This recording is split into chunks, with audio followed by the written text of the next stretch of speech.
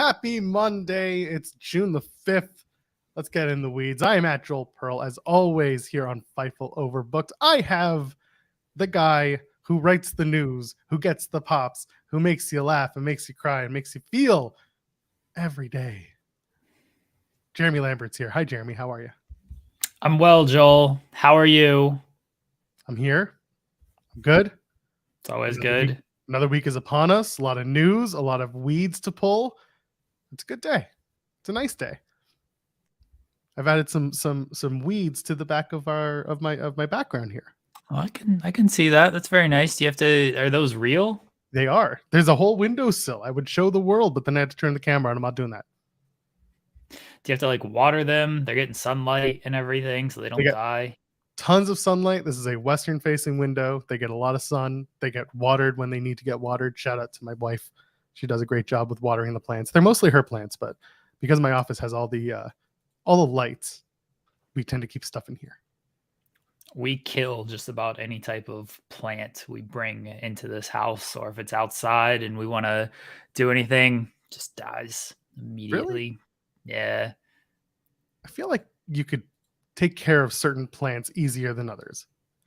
I feel like you don't understand the level of non-care we have for these plants, and that this is just not our forte of, hey, let's bring in plants to try to keep around in here. Like we had catnip. The kids bought the catnip and that died. And then the cat still ate it and then left us a gift at 3 a.m. in our bed this morning. So that was fun.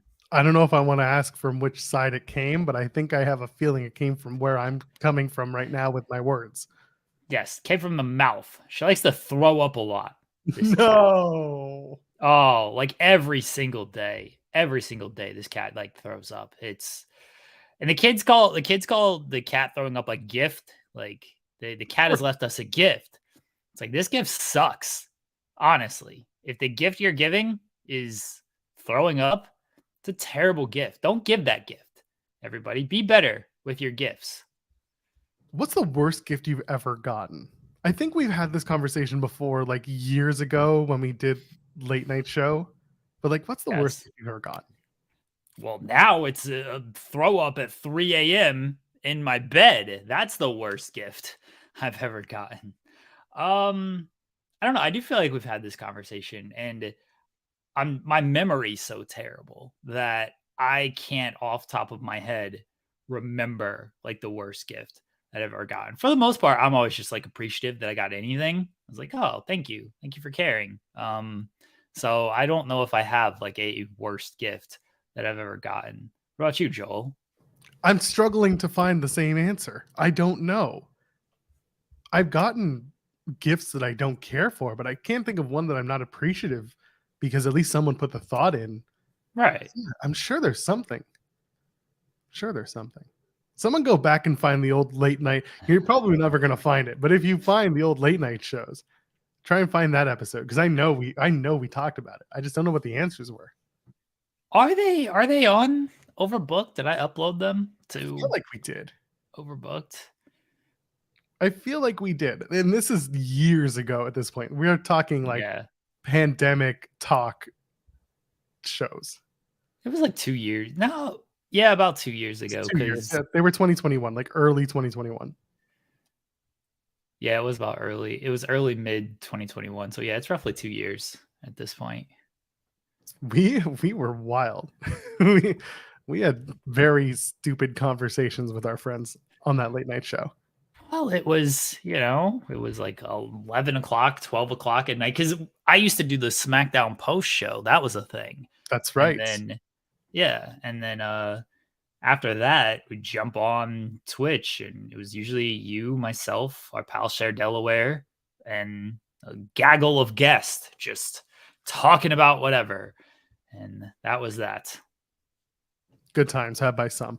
Twitch.tv/Fightful Gaming. We still happen to have that channel, and if you want to support it, you can donate bits through there, or you can donate a super chat here at youtube.com/FightfulOverbooked.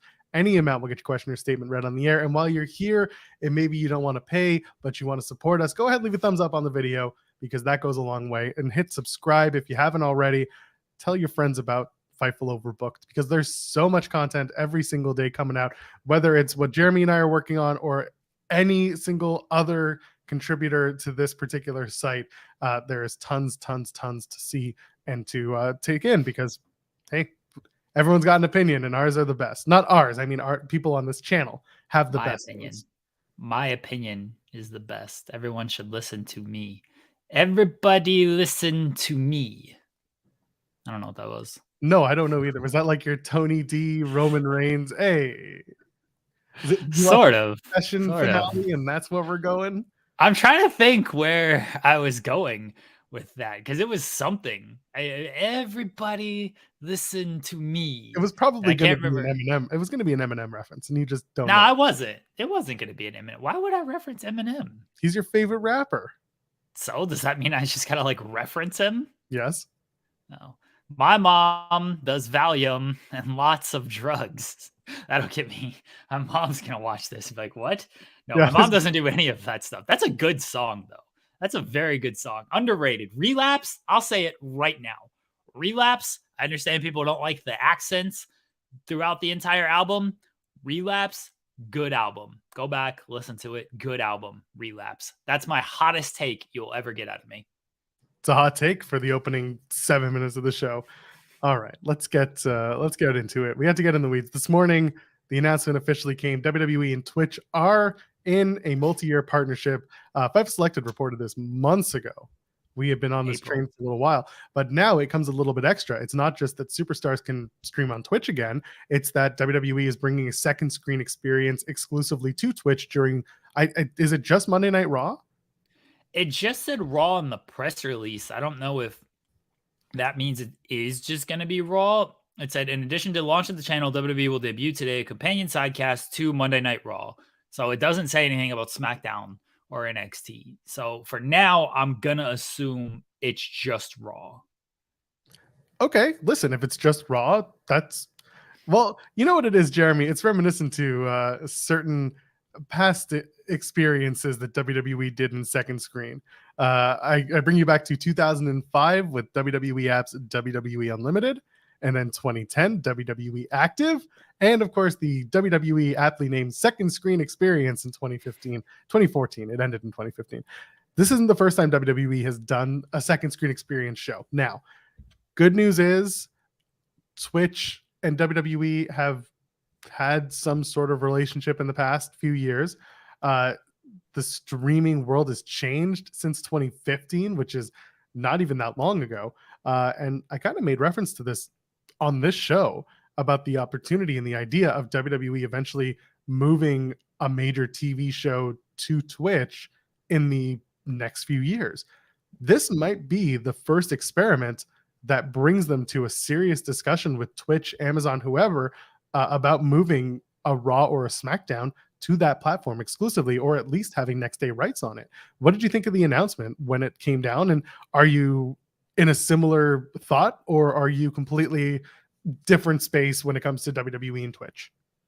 We've been waiting for this announcement. We talked about it on our show. It was April 18th that Fightful Select and Sean reported that they'd reached an agreement with Twitch. And we didn't know fully what it entailed then. Now we, of course, know more of what it entails. The second screen experience is either going to be really fun or it's going to get old very quickly. I mean, you mentioned all the times they've tried it and then it lasted like less than a year for most of these. And I didn't see too much chatter when it was around of like, oh, this is cool. Like, you definitely got to check this out type of thing. You know, they used to do the watch alongs for the premium live events, and that was almost like a second screen experience because people would pop in. You'd have various, you know, that's where Riddle famously called out Goldberg and stuff. That's about what you got. He mentioned the fight backstage and everything. So that's about what you got out of that.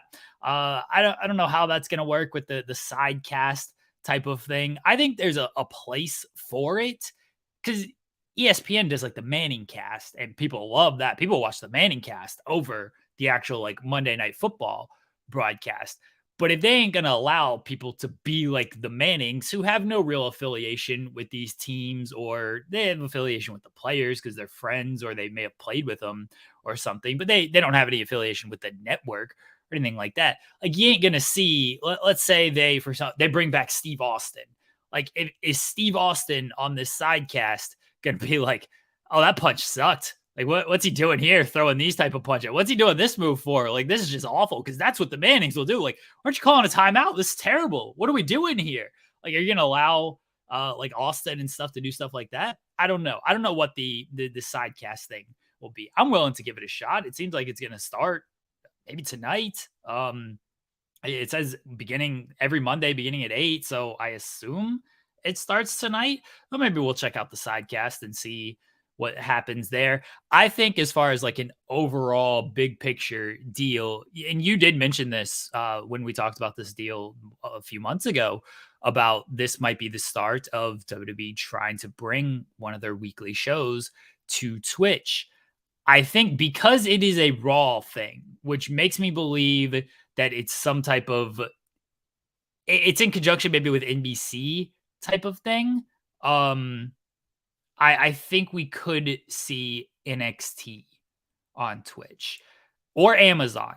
Amazon might be more likely than Twitch. Maybe Twitch will have next day rights to NXT, but Amazon is actually the better call potentially than Twitch. I think we could see NXT on Amazon because Nick Khan was very complimentary of Amazon during one of the investor things that he went on. I apologize that I don't remember exactly which one, but he said, like, if we were advising, I think it was like the Pac-12, if we were advising them, we would tell them to go to Amazon. It's like, okay, Nick, that's a bold thing to put out there. So I think we could see, NXT makes the most sense simply because that is the third brand for them, and that's the easier one to move around. I think they would, all spaces being equal, I think they would want to keep Raw and SmackDown on broadcast TV and everything. They wouldn't want to keep them on a USA, a Fox, something like that. But NXT is definitely something you can put on like a streaming platform and really test out how that goes. And, if it works, okay, cool. Now maybe we can move Raw or SmackDown there. If it doesn't work, it's like, oh, well, no offense to NXT, but oh, well, it's NXT. It's okay. It's not that big of a deal.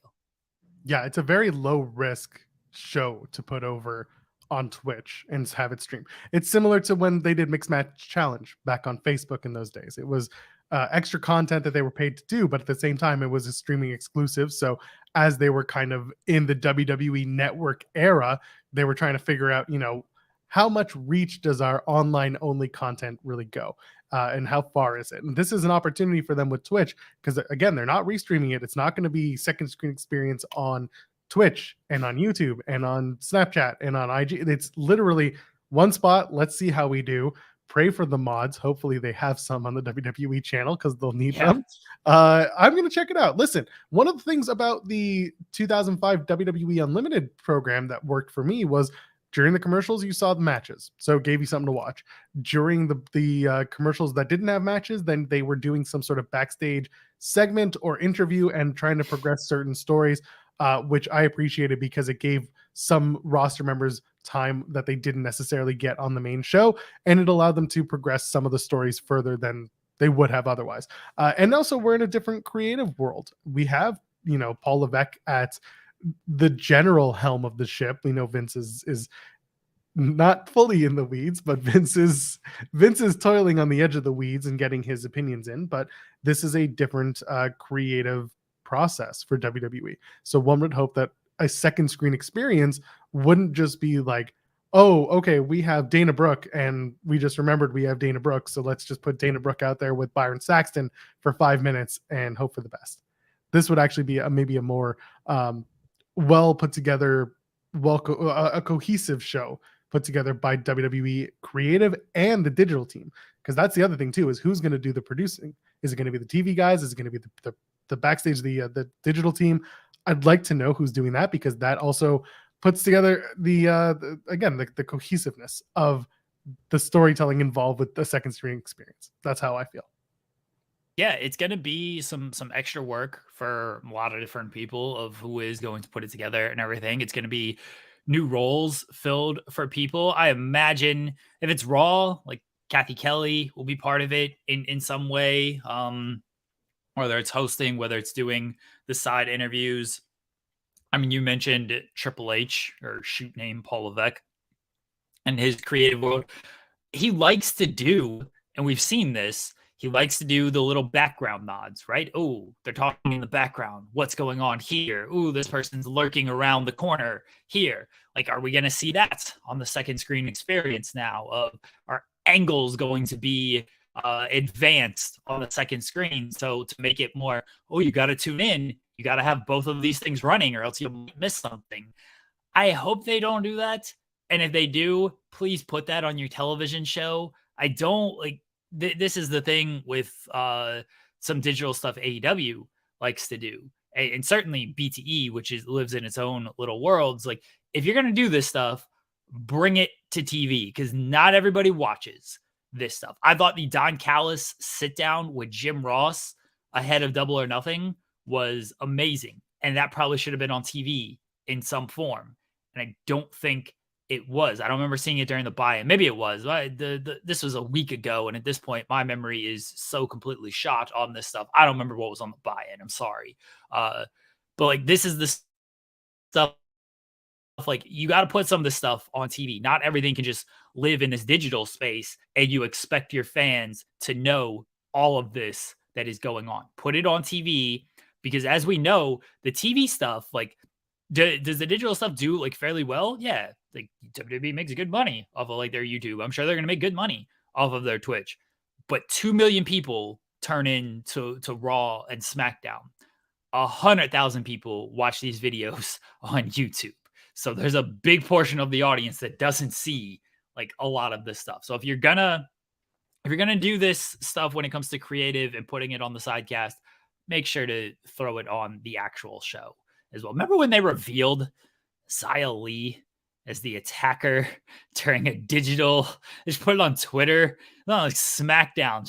Who'd she attack? It was like Tegan Knox and whoever. They were doing the tag match. It wasn't Ronda. I thought it was Ronda. Oh, maybe it wasn't. No. But you're right. It was someone low on the depth chart. Yeah, I'm pretty sure it was like Tegan in that tag match. And it was like, oh, it's a mystery attacker that happens here. I'm gonna look it up now because now I'm just very curious. Oh yes, this mystery attacker has just come out of nowhere, and then hooded Xia Li helps Damage Control retain the tag team titles. It was again, Tegan. They attacked Tegan. They were taking on Tegan and Liv Morgan. It was hooded Xia Li just attacked her on the show. And then in a digital exclusive, just revealed it was Xia Li. It's like, well, great mystery there, guys. Don't need any of that. Put this stuff on the television show. And I would have gotten away with it too if it weren't for that pesky Adam Pearce. I would have loved that line. If she had used that, that would have popped me immensely. So I see in the chat someone's mentioning, I find it a little funny that they have a Twitch deal after banning talent from streaming on Twitch for a while. That's the whole thing. The two work together because when WWE stars started, when the wrestlers started streaming on Twitch, it was a wasteland of like opportunity. They could do whatever they want. They could say whatever they want. They did. A lot of them did. And we've reported on that a lot. Jeremy especially had a lot of transcriptions from wrestlers on Twitch talking about storylines, talking openly about things that WWE would prefer they not talk about. AJ Styles was a great proponent of that issue. AJ Styles, the best. So love that, man. So it made perfect sense for WWE to put the kibosh on it at the time because two reasons. One, they didn't want their wrestlers working themselves into shoots because they've seen it happen in other places. And I'm not throwing bombs at AEW because other places have it too. Someone takes offense to something being said. It happens in sports. It happens everywhere. So they didn't want that. They wanted to keep a good neutral house. And also they wanted a cut. And it's completely understandable that the wrestlers who are using the IP that WWE helps them build that WWE would want to cut. Now, did I think it should be a 50-50 split? No, absolutely not. And by all accounts, again, going back to the reporting from Fightful Select, the number that WWE is taking is A, minimal, and B, coming from the Twitch side, not from the wrestler side. So the idea here being that the wrestlers make the most amount of money here, but the but Twitch kind of loses a bit of their number on the deal, and WWE takes in more. Jeremy looks like he's frozen again, so that's clearly a good sign for us. Oh, you're back. Am I here? You're here. Are you really here? I don't know. I don't know. Are any of us really here, Joel? Aren't we all just matter floating through life and time? I do love this idea though. Hot tub streams around SummerSlam. We've made this illusion before. How funny would it be if you've got like Otis in a hot tub doing the second screen experience on Monday Night Raw, and they're doing Landcast style? It would be absolutely perfect. And it's Otis inviting different people into the hot tub with him to do interview segments. Come on. They honestly should. Like, they should do something like that, especially for SummerSlam, because you can do the tie-in that, oh, we're not just doing hot tub streams to do hot tub streams. We're doing it because it's SummerSlam. Why wouldn't we do a hot tub stream in this? Although hot tub streams, honestly, like, you want to do that in cold weather. Best time to go in a hot tub is when it's like snowing out. We can go to a hot tub when it's 80 degrees out. That's dumb. 90 degrees out. You go to a pool, not a hot tub. Listen, any weather is hot tub weather. Put it in an ice bath. No. Kevin Hart does the ice bath thing 24/7. He does it all year round. True. Why not? It's all the same. You can do a pool party stream for SummerSlam. They should do a hot tub stream for whatever.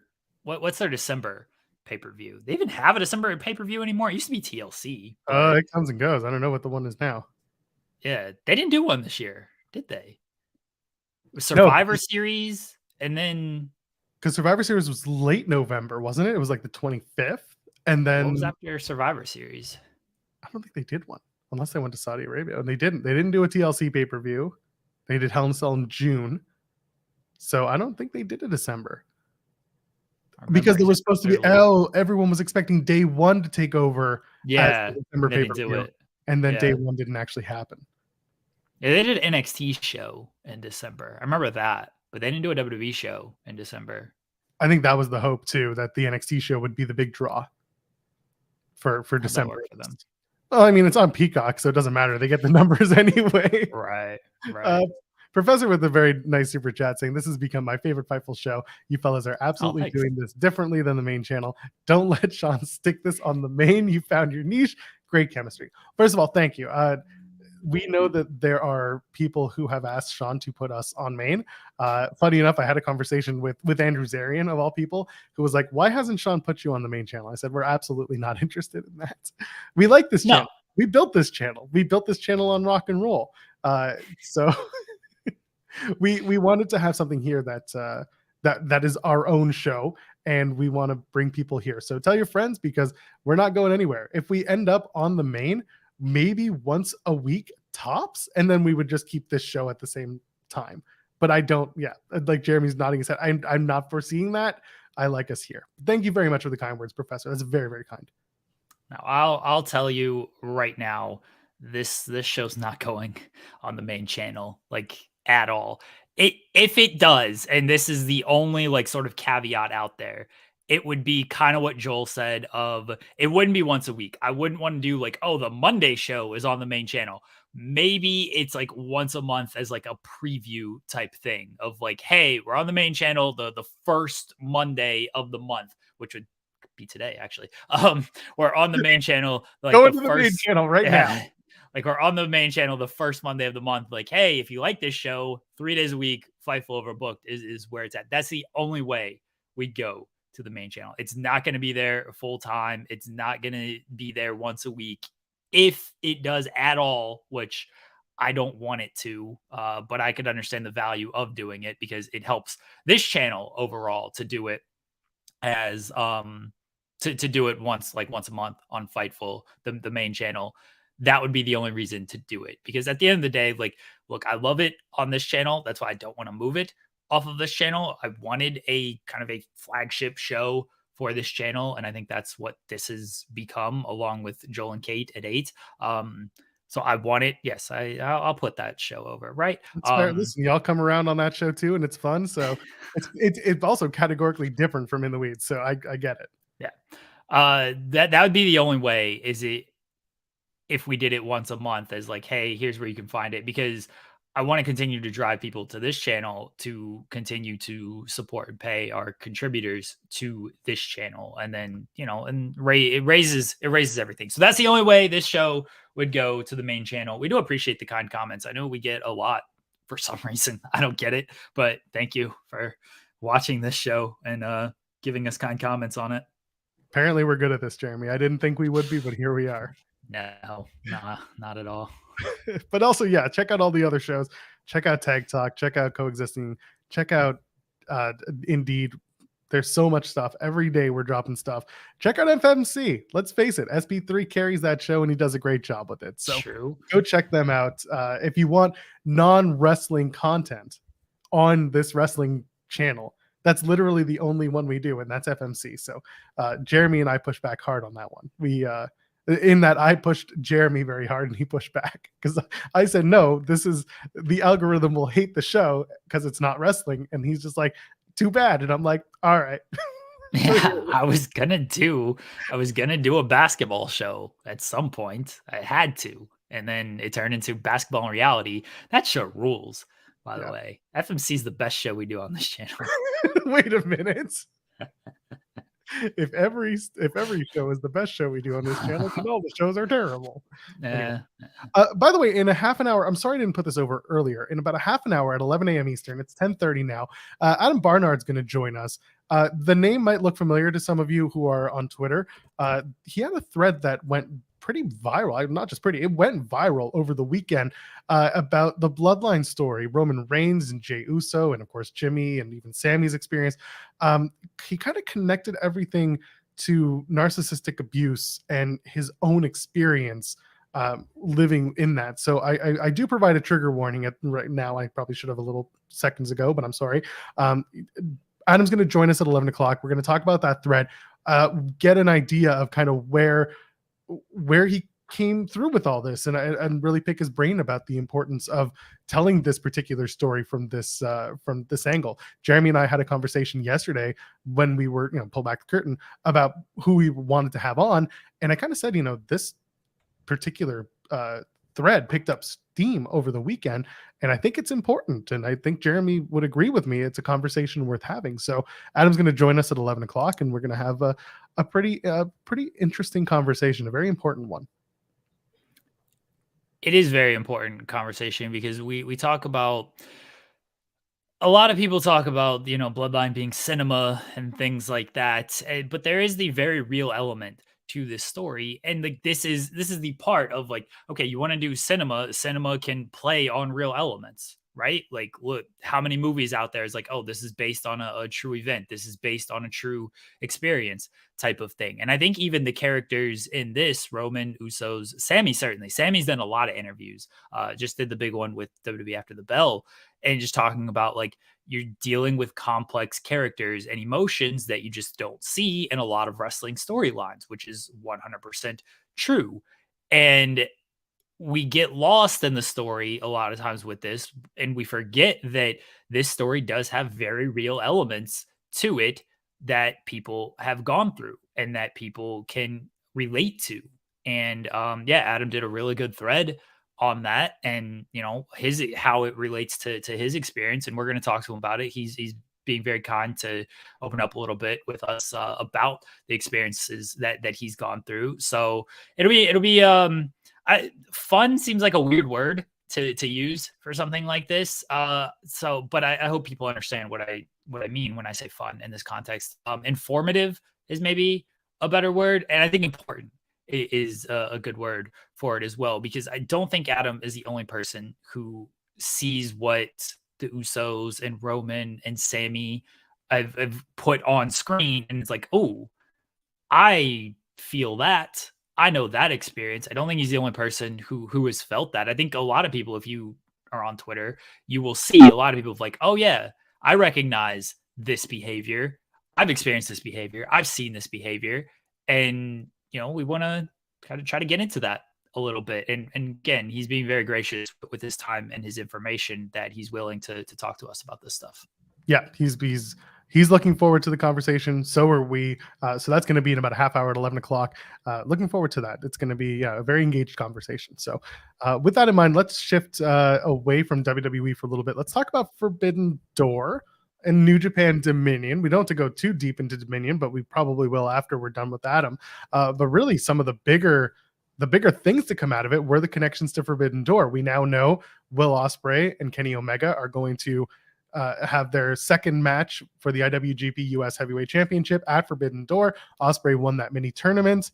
Kenneth was not there, but now we got Will Ospreay waging a war against Canada, which I appreciate as a Canadian who will be at the show. This is good stuff. How do you feel about Ospreay Omega 2 being the first big officially announced match for Forbidden Door? It was the obvious match, right? Like, no offense to Lance Archer, he probably wasn't going to beat Will Ospreay to do Kenny Omega and Lance Archer at Forbidden Door. That's a fine match. That's a match you put on Championship Friday Rampage, not because there's no AEW title online. Get it? Not Forbidden Door. So we knew it was going to be Ospreay, and their match at Wrestle Kingdom.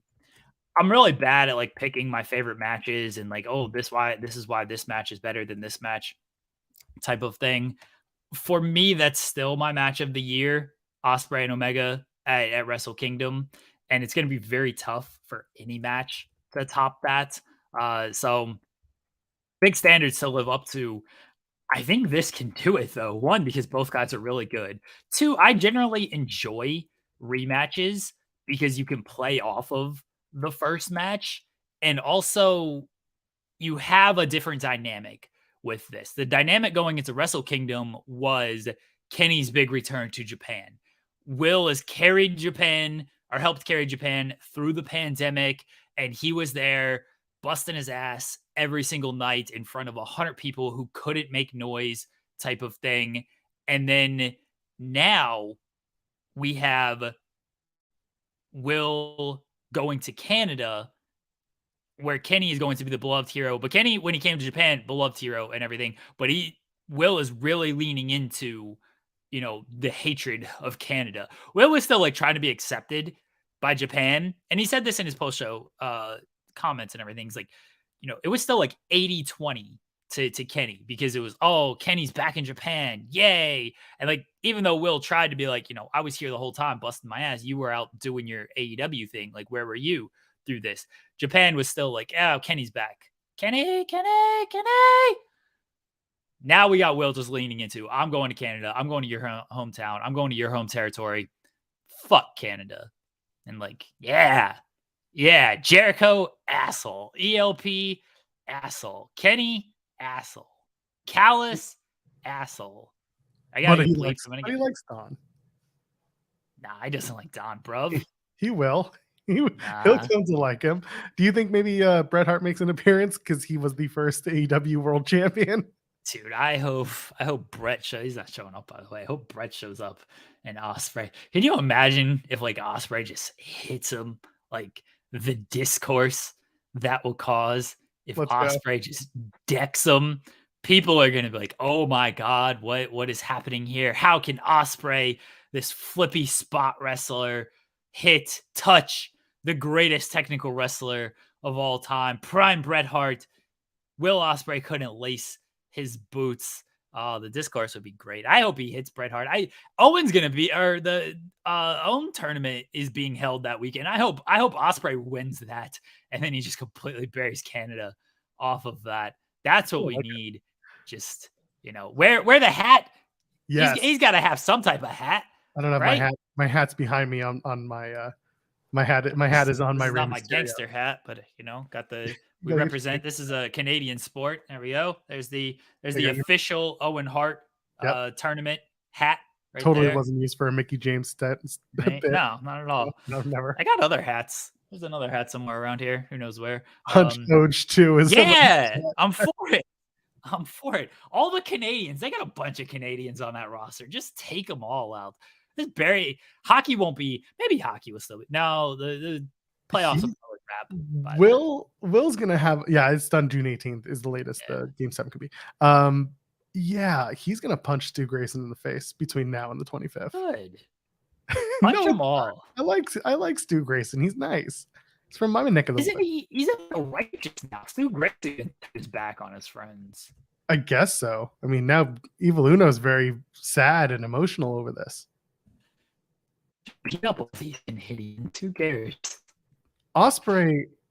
Okay, so Bret Hart just got his Canada Walk of Fame square. He was in town. He was in Toronto for that. If you are someone who works or is AEW adjacent or New Japan adjacent, and you're listening to this show right now, 35 minutes in, I need you to get the message to Will Ospreay to go to the Canada Walk of Fame, find the Bret Hart, not statue, but his plaque on the ground, and cut a promo over it. Spit on it. Do whatever you need to do to get your heat because it's Bret and it's the Canada Walk of Fame. I think that's where we need to go. Let's talk about the 5-star matches that he has that Bret Hart never had. That's what we need. We need to introduce the star ratings to all of this. People love that talk. The star discourse. Anyway. Yeah. So this I'm gonna get Will Ospreay. Hold on. Okay. I'm gonna get Will Ospreay on this show. Yeah. I'm gonna tell him. Yeah, I'm gonna tell him. I do a show with a Canadian. You want to just come on and just bury him? And it wouldn't beat him up. That wouldn't be the first time a world champion, or at least someone who has held a world championship, has gone on a tirade against me, a Canadian. I know. This is the selling point. The people who hate Canada. That's right. We have to connect the dots for these people. Anyway, I'll tweet Will Ospreay right now. Here we go. Let's go. Let's see. Let's see if Will's Ospreay now. At Will Ospreay. Yeah, there we go. Twitter is so. There we go. Okay, here at Will Ospreay. Yeah. I do a show with a Canadian who is an asshole.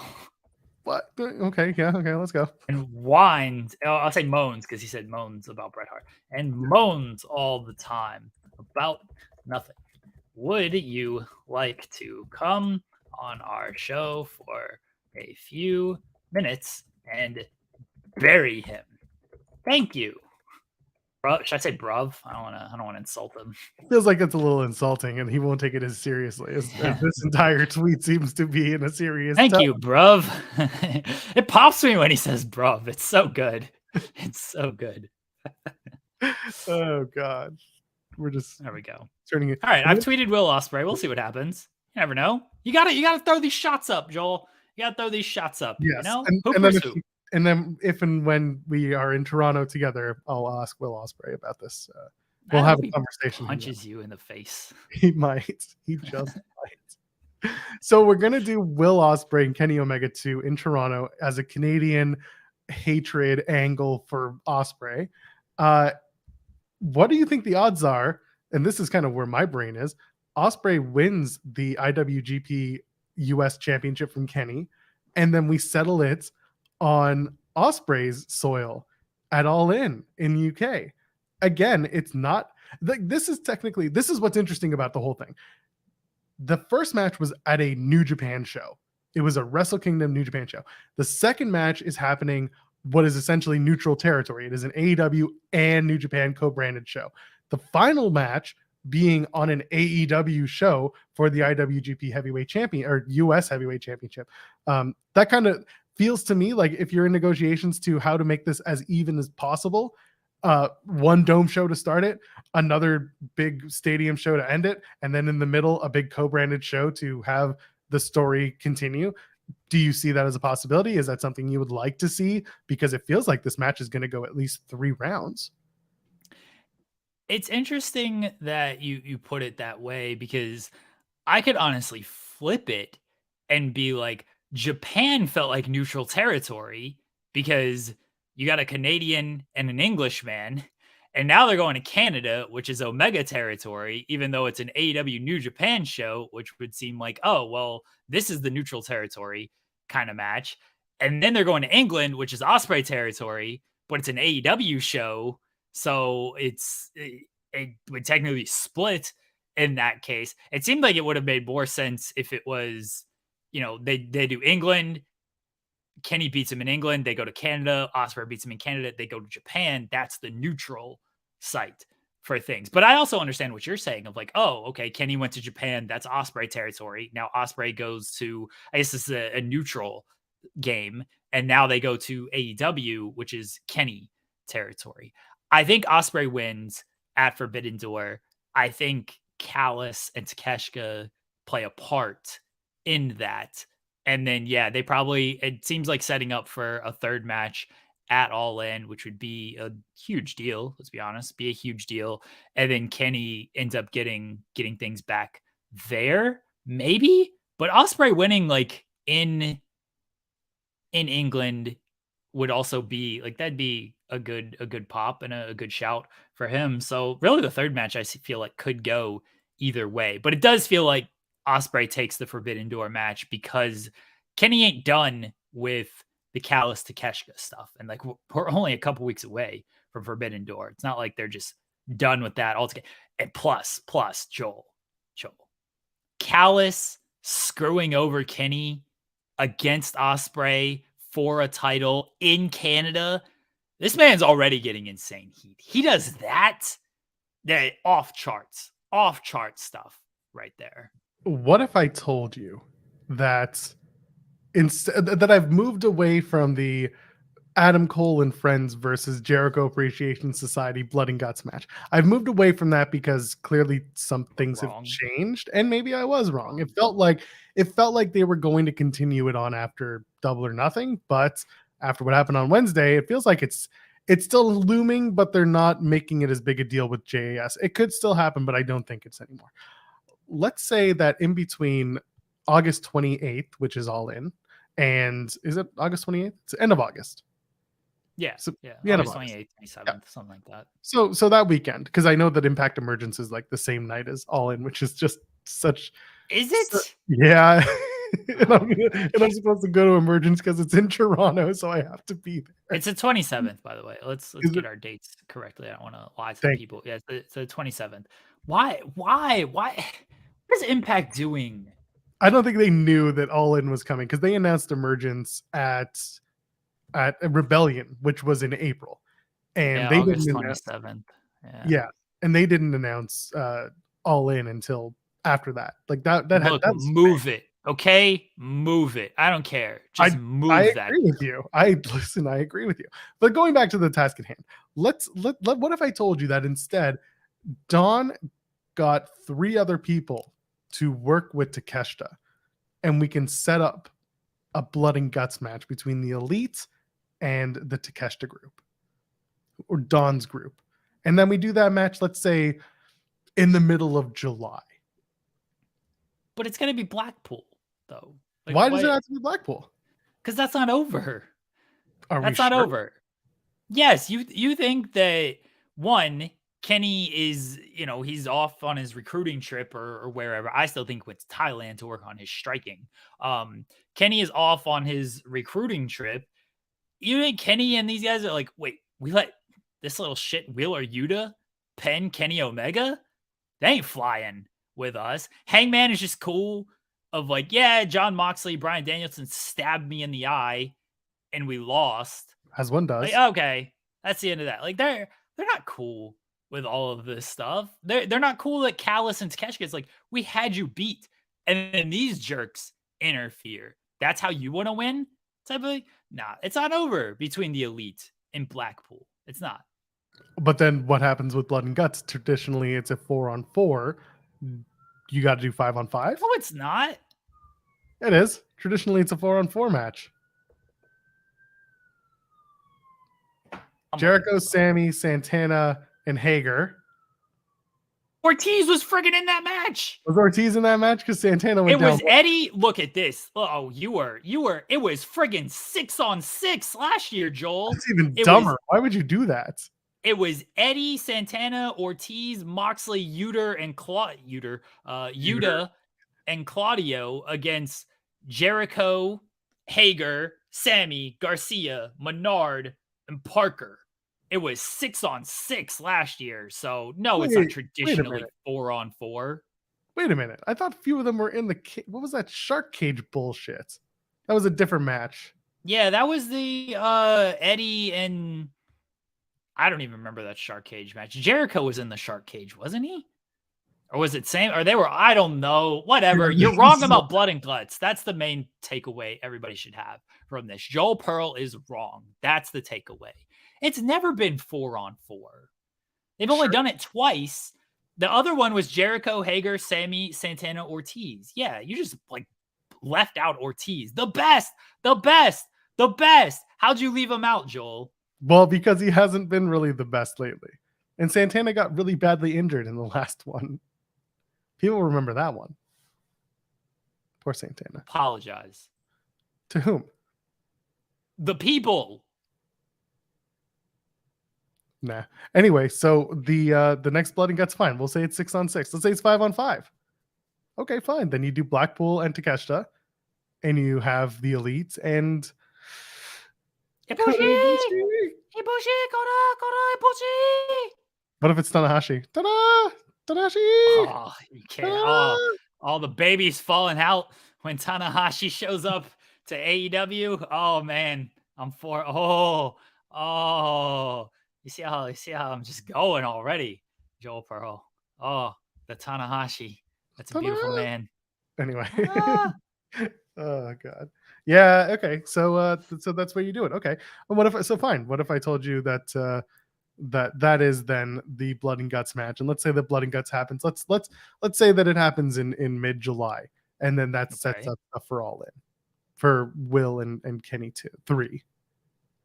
Maybe you do 6-on-6. Maybe it is Blackpool to Takeshita. Maybe William Ospreay is part of the Blood and Guts match. Maybe he's part of the Blood and Guts match. Because if you remember, Kenny Omega in a post-thing interview, which is certainly real life and conducive to AEW storyline, and I'm sure they're going to show it on television, said he might have a couple of friends. So he sort of hinted, people at least took this as like, oh, he's going to bring in 2 people.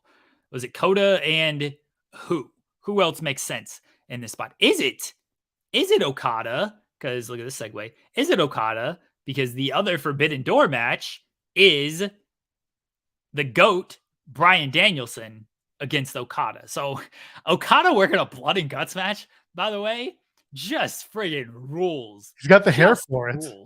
He's got the perfect hair for it. Yes, I'm glad that you did the segue. That was the one I was thinking of making. So here we are, synergy. We're good. Yeah. So we have the video package from Bryan Danielson going through the deserts of Nevada, probably having Wheeler Yuta hold the camera because he had just had him do neck bridges for his big failed pin attempt on Dynamite the week prior or whatever it was. So we have Danielson drawing out Okada, putting down the challenge. Looks like Danielson Okada at Forbidden Door. This has got a lot of people talking, rightfully so. I mean, it's on the thumbnail tonight. What do we think? I mean, last year, before injuries kind of took hold of what the card turned out to be, Danielson and Zack Sabre Jr. was a big topic of conversation. Is this a level up? Would you still like to see Zack Sabre Jr. and Danielson? And also, what does this match do? What is the larger story within this match? And I don't mean that in a disparaging way. I'm asking you, like, how do you tell this story beyond 2 of the best wanting to go at it? Okay, a few things here. Is it a level up from Danielson and Zack Sabre Jr.? Yes, and I love Zack Sabre Jr. Absolutely love him. I still want to see Danielson and Zack Sabre Jr. I still think that'd be a really fun match. I think Zack Sabre Jr. deserves that match. I think Danielson wants to do that match anyway, and it's possible. I know Danielson's kind of hinting at like he's kayfabing on Nigel McGuinness, where he's talking about he wants to break his neck and shit still, and people are like, oh, Nigel's definitely coming back. I think you can maybe do Zack Sabre Jr. Danielson at All In. So maybe that match still happens. I hope it still happens because I still want to see it. How do you tell this story? The story is, and like, I don't mean this, like, I know wrestling fans might get mad, and sometimes I do too, of like, oh, what's the story beyond these are just 2 great wrestlers? They're not 2 great wrestlers. This is the GOAT in my opinion, Bryan Danielson against the GOAT in other people's opinions, a New Japan legend, still one of the best, Kazuchika Okada. Like, there ain't much that needs to go into Danielson's promo alone sold this. You could honestly, they wouldn't have to do anything. They wouldn't have to touch. It's just Danielson, Okada, put it on the marquee.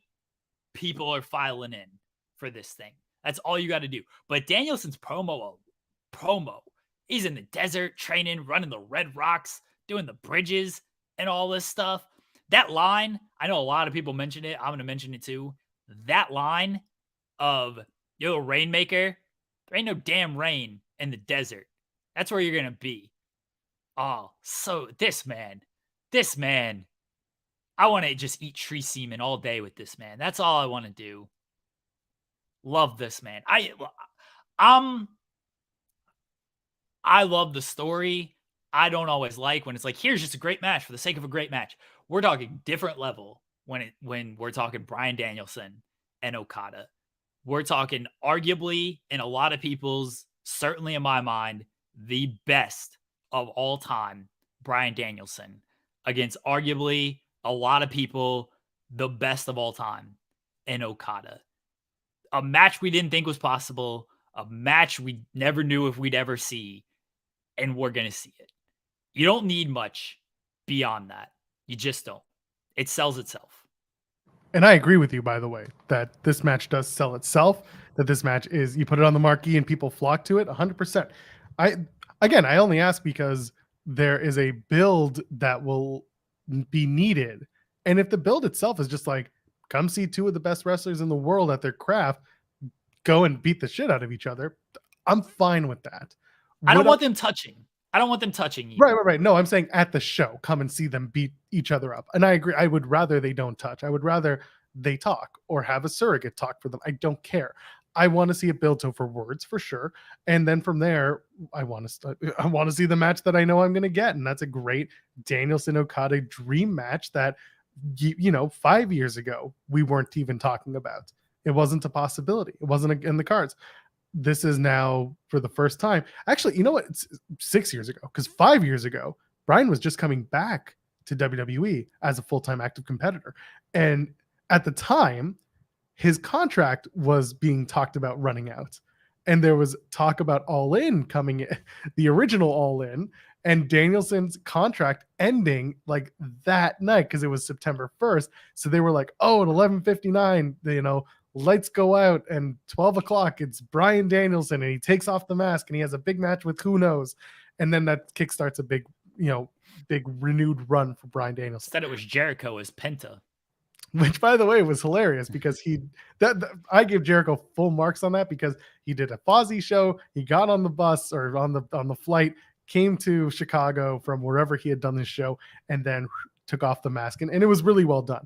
It wasn't as big as Danielson, but at that point, I think people knew that Danielson had re-signed or was about to re-sign with WWE. Regardless, this now doing it this year in 2023 with Okada is a big deal. It's a huge opportunity for everyone involved, and there's a good story in there that I hope gets fleshed out a little bit going into the event itself. Not just, hey, this match is going to happen, come and see it. I want to see something more than that. You know what I mean? I want UFC style build. I don't want them touching. I want video packages and stuff. The Danielson video package was great. I want an Okada video package on Dynamite. I want some type of video package like that on Dynamite to, some type of response would be fine. I want a press conference beforehand with these two, just like asking questions and everything. I want that as well. Like, I want UFC style build for this match. Don't touch, nothing like that. Cause we had Omega and Danielson, right? And that was big time dream match and stuff. And they touched, which was fine. Look, we still all got excited. The crowd was going crazy before these two men locked up, and Danielson's face was tremendous of the reaction. I'm like, oh man, this is cool. This is cool. But they touched it and Danielson put him in the yes lock. They had some physical interaction and everything. I don't want any of that. I want some confrontation, want some trading and words and stuff, but I want UFC style build, video packages, press conference. I think you are about to see a dream match strike while the iron is hot for this. That's what I want. out of this because people are going to flock to it regardless. Yeah, and listen, the show's already sold out. Let's face it. So now it's really about building people buying the show on pay-per-view when we get there in about, what is it, 2-3 weeks? I don't even know anymore. I think it's 2 weeks from this weekend. Yeah, My 2 weeks goodness. from this weekend. That's wild. Or is it next weekend? I think it's the 25th. I think we're about almost 3 weeks out. It's the 25th. Okay. So we're 3 weeks out. Yeah. Okay. Yeah. We're getting closer and closer. Anyway, let's get to our guest. This is, again, we kind of teed this up earlier in the show. Earlier this week, our guest had a tweet thread that went viral for the Bloodline story, and it connected to his own experiences with abuse. And again, we give a trigger warning for anyone who requires that. He is the co-host of Mind of Meanie with Blue Meanie. He also hosts on Foundation Radio, and just overall very much looking forward to this conversation. Adam Barnard joins us now. Hey, Adam, how are you doing? Hey, fellas, how you doing? Thank you so much for having me. Appreciate it. On. This is thanks for joining us. Yeah, thanks for joining us. This is a conversation that Jeremy and I said is very much worth having, and it's very important. Right off the bat, I got to ask, what brought you to write this thread now?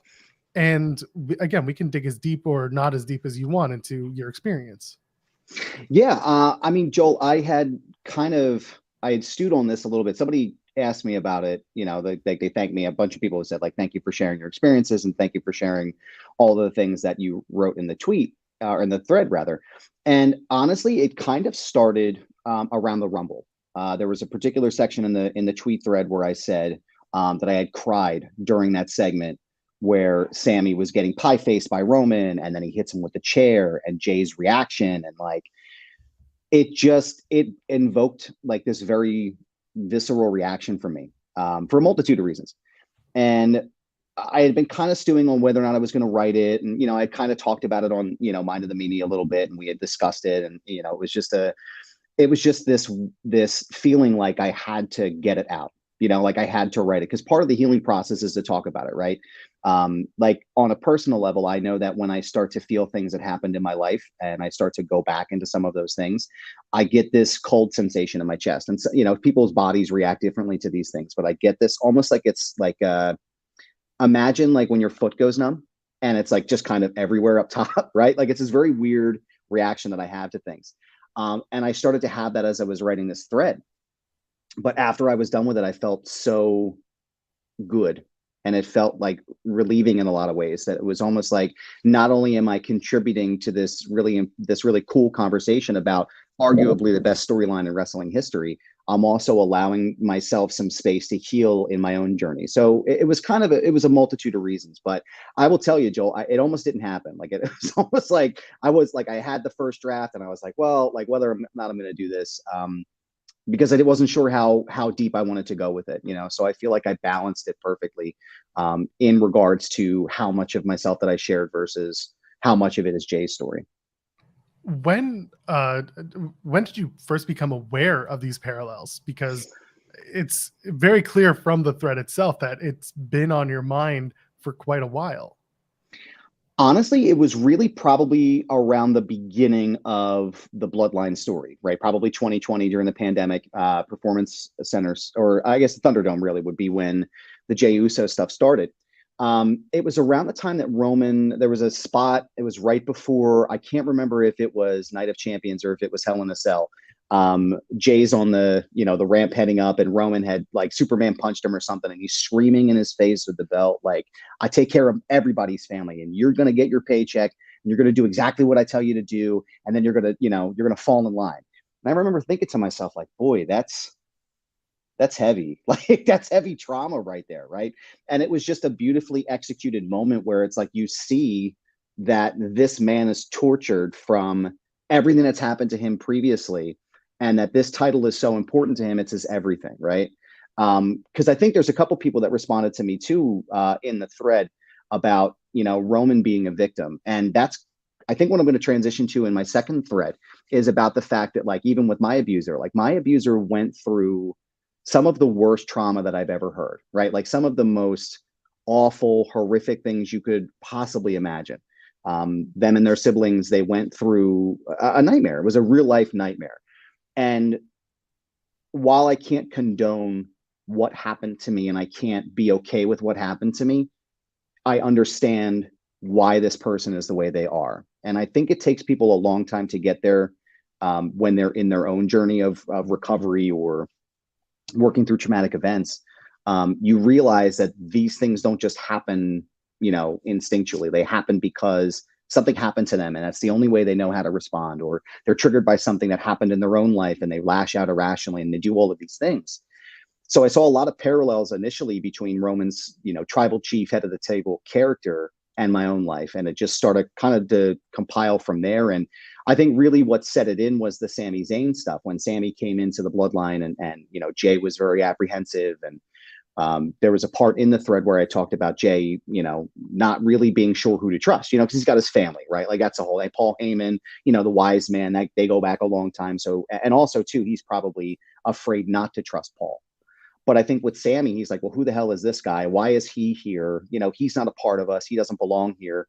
And I think that for me was sort of the first bell rung where it was like, okay, this is a trauma story, right? This is a story about a man who has been beaten beyond his own recognition, because remember, like he was hosting, like, what was it, a rap battle with the women wrestlers during the pandemic and Performance Center era, and he's this happy, smiling guy, and he's just him and Jimmy. They're just always doing all these fun things. And then all of a sudden you start to slowly see that this man becomes a shell of himself. So I think that's really when it started, was the Sami Zayn plot line. And that's when the wheels started to spin a little bit. Have you gone back, and you mentioned like Rumble was when sort of a lot of stuff were brought up. Like, have you gone back and watched the stuff from really the Thunderdome and when Jay starts to become main event Jay, right hand man, and all of that stuff, and like further kind of looked at it to just get further analysis on it, or has it just kind of stuck with you since then, and so it's just very easy to sort of bring up? Yeah, Jeremy. So I actually, this weekend, I went back after I think, I don't remember when I did the thread. I think it was Saturday or Sunday. I can't remember which day, but after I did the thread, I was like, you know what? I want to go back and watch that Hell in a Cell match, because I think that's really when Roman transitions completely from the big dog character to the head of the table tribal chief. Like you can start to see it kind of building, but that moment right there is really when it popped off and really became what it is now. And it had the roots there. So yeah, I've gone back, I've watched I watched the Bloodline, the 2-hour, megasode that was on WWE's YouTube page. And I've gone back and watched, that Hell in a Cell match, and I've watched things in between. I have a hard time watching the Rumble, that segment of the Rumble, just because of the emotion that it invokes in me. But I've watched it, I watched it with my kids. We're all, big wrestling people in our house too. So, that particular one is one I tend to shy away from, the Rumble. But yeah, I've gone back and it adds an additional layer of things that I may have missed before, right? Because once you notice something, you can't unsee it, right? Like that bell can't be unrung. So going back and watching it, and you see all these cues and all these little pieces, and even Paul, like, to Paul Heyman's credit, like the guy's a freaking modern day Shakespeare, right? Like the guy is like, this story is, from what by all accounts, is really a product of his mind, and the little things that he does while he's standing in the background and the little cues he gives while things are happening, like it's amazing to go back and sort of tie all those things together. But yeah, it definitely gave me some additional space for like analysis and to write things and to be like, okay, well, this is why Jay reacted this way, or this is why Roman went to this spot. So yeah, it's definitely something, and I feel like the story is evergreen, right? It's like watching Goodfellas, or it's like watching The Wrath of Khan, right? Like there's these specific movies that tell these incredible stories, and you can always go back to them and start from the very beginning and feel exactly what you felt the first time you saw it. So I think in this specific instance, in this sort of wrestling bubble that we all exist in, right, I think this story specifically is, can stand a test of time, really kind of from pillar to post. The line Roman gave on Friday after Solo turns on the Usos and everything, and Paul Heyman's like, well, what about Jay? And Roman, I thought this is a very hard line for a number of reasons, but he's like, Jay's just going to fall in line. like he always does. Yeah. Yeah. Like in your experience, like how does that line hit? Like a ton of bricks right in the mouth. Anybody who's been, you know, in a situation with, you know, narcissistic abuse or, you know, spousal abuse or something along those lines. Because again, like abuse is kind of like a spectrum. The end result is typically always the same, but it's everyone experiences abuse in a different way. My experiences with abuse are not necessarily the same as someone else would share, but that doesn't negate anybody's processes, right? But I definitely, when I think about him saying something like that, it's exactly why I wrote the thread, and it's exactly why I identify with Jay so much, is because when your abuser, like I said in the thread, like when a narcissist is challenged, their immediate reaction is hellfire and brimstone, right? How dare you? How dare you step to me and challenge my authority? How dare you point out something that I did, and you should be grateful that you're here? And I can't, you know, it's a visceral response because they are emotionally unprepared to deal with the consequences of their actions, right? So when I hear him say something like that, it's Roman's way of controlling and manipulating Jay, which he has done so well for the past 3 years, in order to bring him back in line and saying, you're going to do exactly what I tell you to do because you're nothing without me. You can't be anything without me. I made you. I brought you to the top level. Forgetting the fact that these guys are considered amongst the greatest tag team of all time, may possibly be the greatest tag team of all time. And that's no disrespect to the Briscoes or FTR or any of these other amazing tag teams, but like they're up there, right? Or the Young Bucks. But in Roman's mind, he is responsible for everything, right? He's the head of the table, and that's classic narcissist. Like, you would be nothing without me. You can't possibly exist without me. So in my experience, I think something like that is just a reminder of the fact that, like, you know, these people who are abusing you are so toxic, and they're so tortured by their own realities and tortured by their own abuse, that it's impossible for them to be held accountable in a real manageable way, right?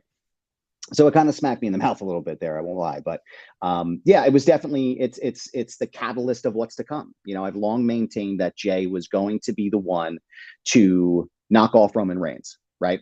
And I might be jumping around here a little bit, but it's while I'm thinking about Jay and Roman, people have commented on the feed and said, well, you know, Jay's not going to be the one that beats Roman for the title. It's not going to be him. It's just, you're missing the point when you say those things, right? Because it's not about the title for Jay. It's never been about, it may have been in the very beginning of the conversation, but it's not now. The ultimate story for Jay Uso is his redemption, his salvation, his getting out from underneath the tribal chief.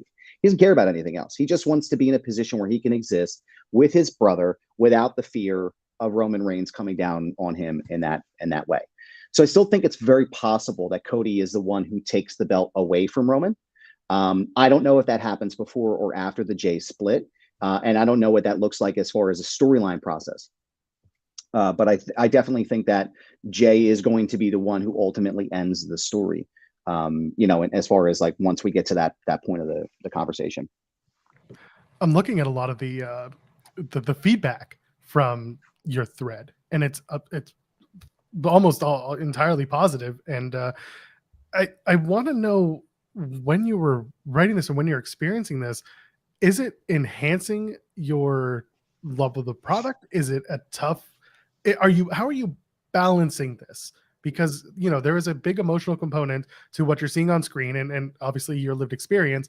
So I'm curious, like, how does it affect you watching the product now versus like watching Lacey Evans have a match, you know, against who knows? Right. Yeah. Jobber number 3. Yeah. This experience has been kind of enlightening and eye-opening, because when you're you're experiencing the trauma and you're post-trauma and you're going through everything that's happening, and you're in a therapy session or you're working through something, it's almost a lonely experience, right? It's a very lonely experience, and it can be lonely for some people, right? Very isolating, especially for me. You know, like I said in my thread, there was a long time, and I'm still kind of working through it, where I feel like people's motives or intention. There's always like a secret motive. There's always a secret intention with someone. There's always someone who's looking to like get underneath my skin for some reason, right? And it's this very isolating process because it's like you can't trust anybody, right? It's impossible to make real life connections because you almost don't know how to do that. So when I watch the product, or when I see people responding and not just co-signing the thread, but also responding and being like, this enlightened me to a lot of my own things that were happening in my life, and having these actualizations and these light bulb moments. I mean, that's huge for me, right? Like that's kind of the goal of creating any kind of art, whether it's writing or photography or movies or the Bloodline story, right? It's invoking something. It's invoking a reaction. It's invoking a response. And to see so many people attached to it in this way, in such a positive way, has been really amazing. As far as the product goes, watching the Bloodline, it's just made me more interested. Like it's just made me. I mean, to be fair, for me, it's been must-see TV the entire time, right? And there's a lot of conversation like, oh, well, Cody should have won, and you know, the Bloodline's getting stale, and then all of a sudden it's like this magic thing happens and you're like, oh my God, I'm fully invested again, right? So it's been must-see TV, but I think for me on a personal level, I just want to see it pay off the way I feel like it should pay off, right? I'm not paid by WWE. I don't work for them in the writer's room. Like, you know what I mean? Like I'm not Paul Heyman or anything like that, but like, I feel like if this was my story and if I had creative control over this, I feel like that would be the perfect way to end that story. And it's almost like I just want to see Jay get the win, right? Because now he's the underdog. Now he's the person, because you know Jimmy's going to get his ass handed to him, right? Like that's what's going to happen. Like something's going to happen. It's going to be Jimmy and Roman, and something crazy is going to happen. And you're going to see that callback to the Hell in a Cell match from 2020, where Jay is going to now be in a position where he has to save Jimmy the same way Jimmy saved him. And I think that's really going to be the catalyst, and that's what splits, you know, the what do they call it? The you know, the split, I guess is the right way to say it. But it makes me so much more invested in it, and it just makes me want to, you know, just keep watching to see if there's anything else I'm missing, right? Because you still could talk about Solo, right? There's a whole section of Solo about, you know, why he turned on his brothers, why he did what he did. You know, is he the enforcer? Is he the Luca Brasi of the Bloodline, right? He's there for a specific purpose and a specific purpose only. You know, what happens if Dwayne actually does show up? How does he work into the story, right? Or Rikishi, which has been the big rumor recently. Like, what happens if these guys show up? What happens if the Wild Samoans somehow get involved in this and like a spot? You know, like there's so many different variables that can happen. There's still Cody Rhodes to deal with, and so it's made it very interesting. But I think for me, I'm always looking for that thread of, you know, of what Jey Uso is going to do. So I think it's enhanced it for me, and it's made it much more compelling in a way I didn't think I was necessarily envisioning it being.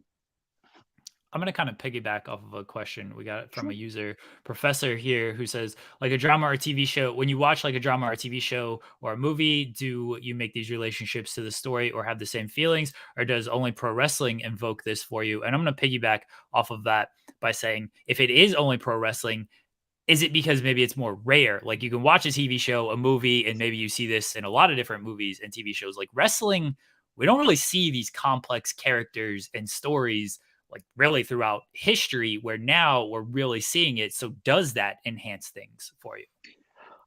Yes. I mean, it's not as if I haven't connected to anything like, you know, other mediums, other art forms, right? Like Good Will Hunting is one of my favorite movies of all time. And the story of, you know, Will Hunting, you can kind of lots of people can apply that to their own lives, right? And there's a lot of things in that movie that sort of set me on the track to where I need to be in my own life, right?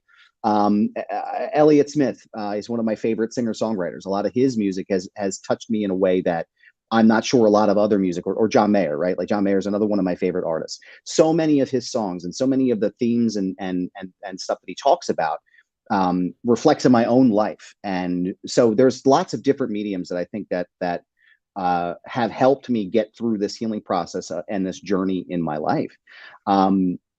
But I think you're right with pro wrestling, you know, to your point, Jeremy, I think in pro wrestling, it's a unique situation because we're so used to, especially in modern days, right? Like you could draw parallels to this story, like as far as like the story structure to maybe the Mega Powers or even Hogan and Andre, you know, during the big, you know, title ramp up and things of that nature. But even in those contexts, it's really hard to find a story that mirrors this in the way that could be seen on the same level. I think this is a true anomaly.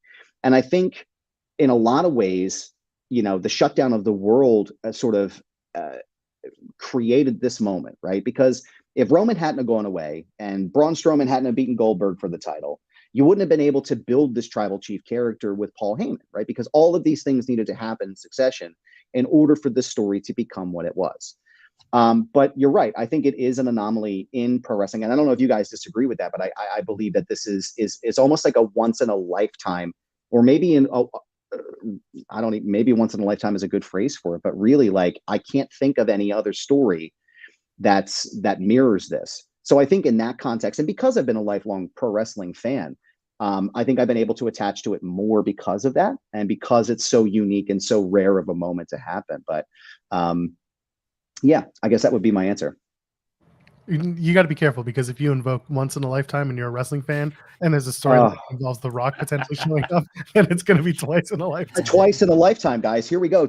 6 times in a lifetime with The Rock fighting John Cena at WrestleMania. Like, oh, here we go again. No, I mean, it's just, but it's like, you know, and again, like I said, with Dwayne, like it's entirely possible that The Rock shows up here, right? Because initially, like, there was the big talk at WrestleMania, and it's like, oh, is The Rock going to be here? Is he not showing up?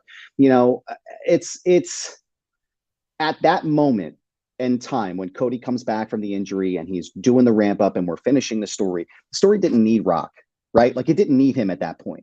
Now, if you brought him into the fold, it's only going to take it to the next level, right? Like, it's only going to, just when you think it's completely over, Rock shows up, right? Or Rikishi shows up. Like, there's so many ways that this could happen. But yeah, I was trying to think of another phrase there, specifically because The Rock was involved, and I didn't want it to be like, here we go, once in a lifetime times, you know, 643, because we know what happens there. But no, I agree. I'd be curious to see where it goes.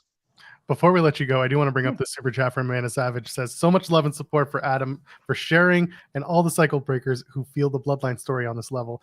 The way archetypes in an enmeshed, dysfunctional family are portrayed has been stunning, and I think this really nails it. The story, in some ways, has been treated with respect and gratitude, and at the same time, I'm thinking back to when we were still in the Thunderdome. You did have Alpha and Sika show up to acknowledge Roman, and that may have been the beginning of the again, we talk about it on the show, the insular Bloodline story being the catalyst for Roman Reigns' character. It's not about the title, it's about how he uses the title to control others around him. So I find it so interesting the way that people interpret the story, and this is a completely different interpretation for so many, especially on the Jey Uso side of things, because there was a time when people were like, no, it's not Jey Uso, Jay's not important here, but you've turned this into a very important conversation, and also you've made the case in a lot of ways from a storyline standpoint for Jey Uso to be the guy. So was there ever a point where that kind of wavered, or has it always been, have you always been firm with Jay? No, I've always been firm with Jay, especially and thank you, Amanda Savage, by the way. I really appreciate it. She sent me a really nice tweet after this was done. So I just wanted to say thank you. I really appreciate that response. No, it's always been Jay for me. Cameron Hawkins, who's a friend of mine, the legendary Seahawk on Twitter, and Carissa Rowe, who is another Twitter user. The three of us, kind of for a while, we have spoken about like Jey Uso being the real tribal chief. And I genuinely still believe that he is the one to dethrone Roman, and to, like, he is going to be, no, I'm the real tribal chief. So it's always been Jay for me. The story has never really been about, it's twofold, right? It is the destruction of Roman Reigns from the inside out, but it's also the rise and the redemption of Jey Uso. And I think once the Alpha and Sika moment happened, and once the coronation, if you will, to the tribal chief, really then it became about, okay, this is going to be a Roman and Jay story. And I think it's never really wavered for me from that vantage point. And I'm really excited to see what happens. There's a lot of times in wrestling, as we all know, we're all wrestling fans here. There's a lot of times in wrestling, you're like, oh my God, this again, or like we're retreading tires on this. But this is so fresh and so unique, and such a a fresh spin on something like a classic story, you know. And I think that this is going to continue to entertain, and it's going to continue to get us to that point. But I really do feel, Joel, to your point as well, I feel like the thread has really made that point for Jay to be the one to topple Roman. And again, like I said, I want to be able to just say thank you to everybody who's had such you guys both. I mean, such positive feedback, such incredible responses to this. I had no idea. I said to my wife Courtney last night, I said I had no idea that it was going to take off this much, and all of a sudden it's like, wow, there really are people who are. Because my wife is also an emotional and narcissistic abuse survivor. So for the two of us, it's just like, wow, this is unbelievable. So, but thank you, you know, for that response, Amanda, and for both of you for having me on. I really appreciate it. And thank you for joining us. This was, again, we've said it earlier. This was an important conversation to have. It's enlightening in so many ways, and I think people will see the story a little bit differently, and in some ways, they'll digest it differently. So with that in mind, I mean, put yourself over. Tell us what you got. Yeah. I appreciate that. Yeah, you got it, man. No problem. Right now, let's go. So what you got. You can follow me on Instagram and on Twitter. I'm also on Mastodon. I'm not really sure how that works, but you can find me there. My handle is This Is Goober. It's the same way across. It's a brand, pal. So you can follow me there. You can also, my Monday show is Mind of the Meanie with WWE Superstar and ECW Original, The Blue Meanie. We release new episodes every Monday at 6. My other show, Foundation Radio, is a conversation show. I do a lot of interviews on the show. Everyone from Rob Van Dam to CBS News' Robert Costa to Asher Roth. I've had a bunch of really great conversations in that show. So you can find my entire archive at foundationradio.net. Both shows are a part of the Premier Podcast Network, which is an offshoot of the Premier Streaming Network, which is run co-owned by Freddie Prinze Jr. So if you find that on Apple Podcasts, you can find all those shows and all of our archive there. You can soon, hopefully, I'm going to try to do a Substack or something that allows me to do this Jey Uso story and anything else in long form. So when I get that information, I'll tweet that at you guys. But my photography page as well, I also have I'm a film photographer. So all of and a digital photographer, all of that work can be found on Instagram at Adam B Photos. So. Oh, wonderful. Thank you, Adam, for your time. Thank you for your insight. This was great. Jeremy, what do you have something? Yes. Before we let Adam go. Sure. First off, much like Joel, thank you for joining. Thank you for your thread. Thank you for sharing your story. Thank you for joining the show. Absolutely. We've gone very heavy discussion here. I can't go full heavy discussion when I got a fellow hip hop fan on the show that Joel knows nothing about. So top 5, and you mentioned Asher Roth, who I liked at one time, and then he was beefing with my guy Eminem, so he had to get cut. But you know what? He's the homie though. Like he's such a cool dude. Like he did this record called Flowers on the Weekend. It was supposed to, I think they were supposed to do some big release, but it happened during the pandemic. And man, it's so good, dude. It's so just an excellent record from beginning to end. So I would hope if the conversation's up on my thread, but I would love for you to check that record out. I'll check it out. I will. Because I did Asher Roth came out in time largely when I was in college, and that first album that he put out was fantastic. So, but top 5 rappers for you, whether it's favorite or like actual all time. You can go favorite. All right. So my favorite rappers of all time. Again, remember, please don't tweet at me and yell at me. This is a subjective list. I'm sure Jeremy's are much different than mine, but I would say in no particular order: Big Pun, Black Thought from the Roots, Jadakiss, Biggie, and Pac. Those would be my That's a good list. Favorite. Yeah. That's a good list right there. People don't necessarily put Pun on the list because he was, he had 2 albums. One was actually out when he was alive, right? Yeah, Baby came out like shortly after he passed. But the level of wordplay that man has is, I've never heard anything like it before or after, right? Like it's just like there's a great story. I'm not sure how familiar you are with like rap history and things of that nature, but there's a great story about Nas in the studio while they were recording that record, John Blaze. Are you familiar with John Blaze from the Don Cartagena album? Yeah. All right. Yeah. So it's Nas. It's like heavy hitters of New York, right? It's Nas, Fat Joe, Big Pun, Raekwon, and Jadakiss on the record, right? So just a who's who of New York hip hop. Nas goes in and records his verse. He does his 16, and then Pun goes in and does his. And my crew puff lie. Anyone test the pun must die, and he just rips this beat, right? So Nas goes back and listens to his portion of the record, and he was like, no, scrap it. I got to rewrite my entire verse. So for someone like Nas, who is considered, and again, he's a very close, number 6 or tied for number 5. For someone like Nas to go into the studio and then say like, no, I'm re-recording my entire verse for this record, really says something about Big Pun. But also too, I'm a Philly guy. I've always loved the Roots. Like the Roots have always been one of my favorite groups. And Black Thought is just, I mean, I got to see him at a show in Philly when Prime, it's a Royce da 5'9" and DJ Premier's group. He did a surprise appearance at that concert, and it was just, it was just unbelievable to watch him like rhyme live as Primo is cutting these. It was just unbelievable. So anybody who doesn't believe that Black Thought shouldn't be in any of the best conversations, I want you to, after you're done here today within the weeds, I want you to go to YouTube and I want you to find the 10-minute freestyle he did with Funk Flex on Hot 97, and I want you to just sit and watch because he is, if he hadn't established himself before, he did now. So. There's a cipher with Black Thought and Eminem as part of it as well.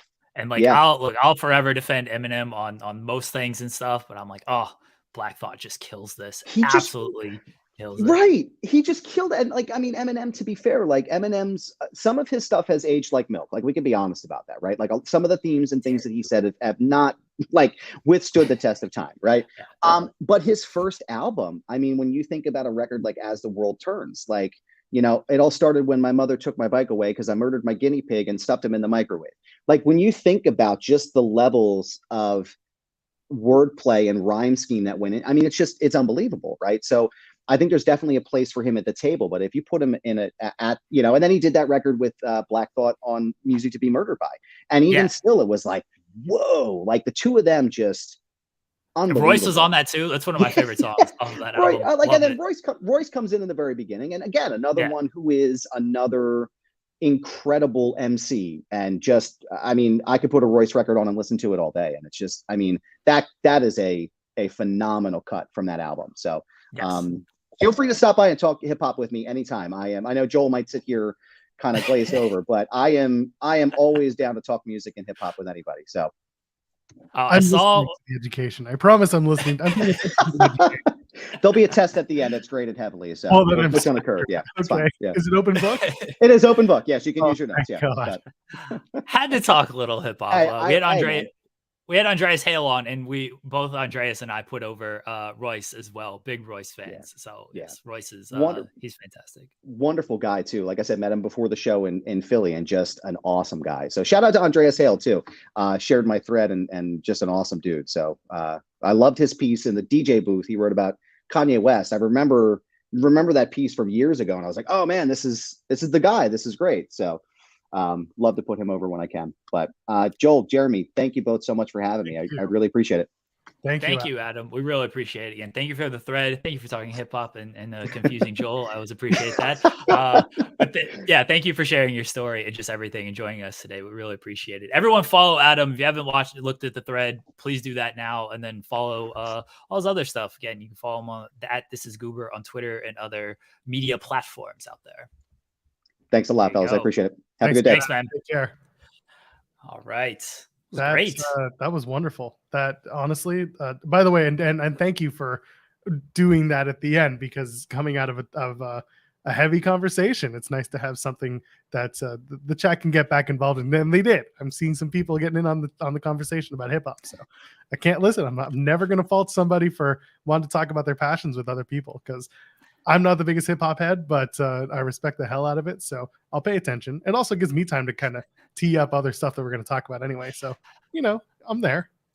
Look, we had a heavy and important discussion. I appreciate you putting that together, Joel.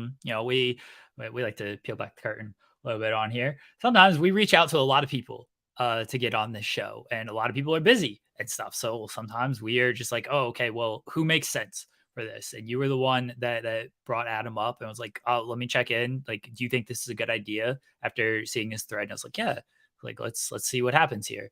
And you did, and he was gracious enough, kind enough to give us the time. And so you put that together, and I appreciate it. I thought it was an important discussion to have. It was a again, I don't want to use the term fun, interesting discussion to have with everything, an interesting view on everything. And I'm glad we had that discussion. And then you said it at the end there is like, I saw his bio. It said hip hop head. He mentioned Asher Roth. They did an interview there. I was like, you know what? We've gone very serious. We've gone very deep with this stuff. We've had our important discussion. There is, and this is what we do with a lot of our guests is we talk a lot of wrestling. We that's the focus of the show, allegedly, even though we spend 15 minutes to start the show burying our pets and their gifts that they give us. Not But literally burying them. Not literally. no.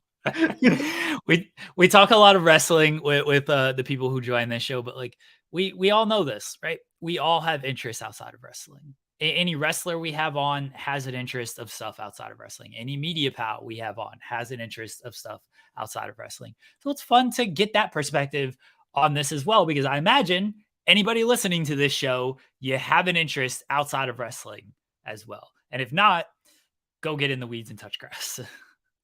That's what we're doing. We're touching grass, touching weeds, touching weed that touches grass. This was that was a really good conversation.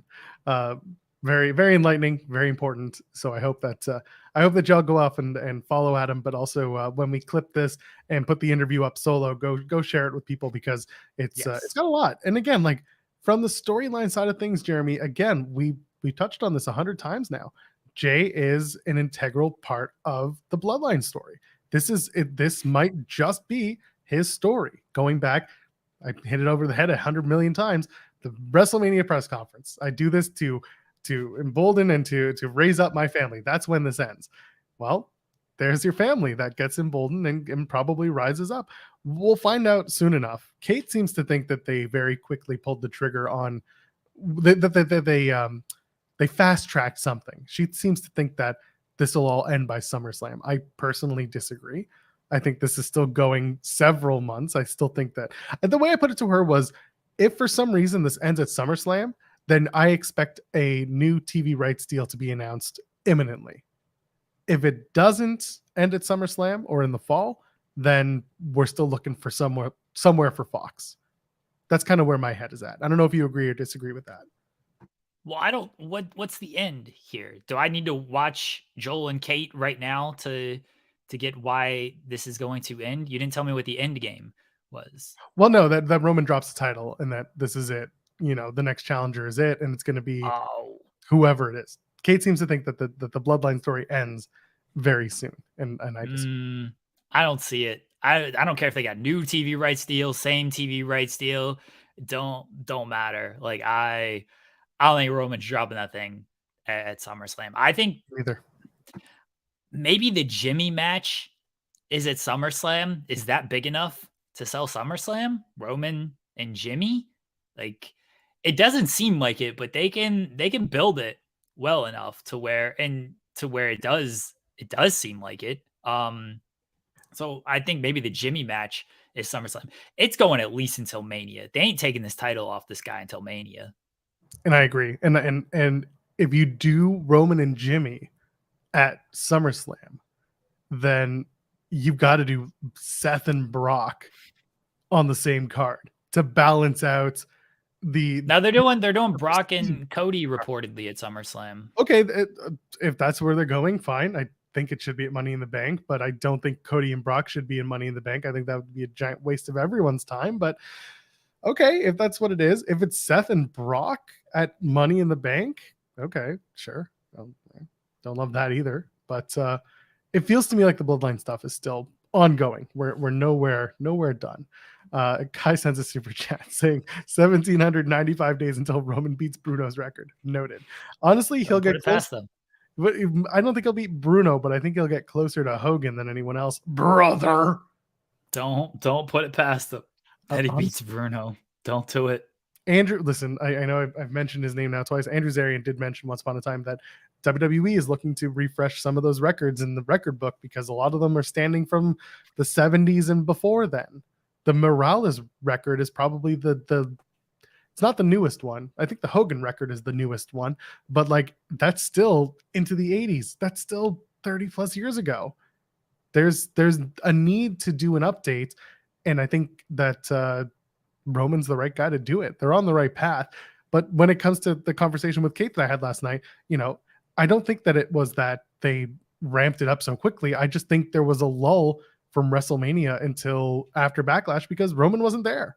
And when Roman's not there, he's still talked about, but he's not physically there. Therefore, he's not the integral part of the story. Everyone else is around it. So now that he's back, yeah, it's gonna race through SummerSlam. It's going to be a big point of SmackDown, and that's good. But again, if some reason WWE's like, we have a new TV deal, SmackDown, then I could see them just finishing up the storyline early. But I don't think it's going to happen. And I don't think they have the TV deal either. Well, the TV deal would start next year, right? No, It'd be next the money would already be like signed for. That's what I'm getting right. at. The money would be signed for, sure. Right. My point is like you want something big for that first show on the TV deal. You're gonna stretch this thing all the way to that TV deal. It'll be like, hey, we still got Bloodline, baby. Like we still got the Bloodline going on for this premiere TV show, and we're gonna give you something big out of this. Roman and Kofi, and Roman wins in 20 seconds. Yeah, that makes me sad. It is very sad. They should do Roman and Cody, and Roman wins in 20 seconds. Cody gets the title at Mania 40, and then Roman and Cody, the big rematch on the first SmackDown when it premieres on whatever network that they're on. The simulcast on NBC and Fox, because somehow SmackDown will be big enough to be simulcast on 2 national networks. The simulcast, Roman and Cody rematch, Roman and Cody 3, and Roman wins in 30 seconds. Woof.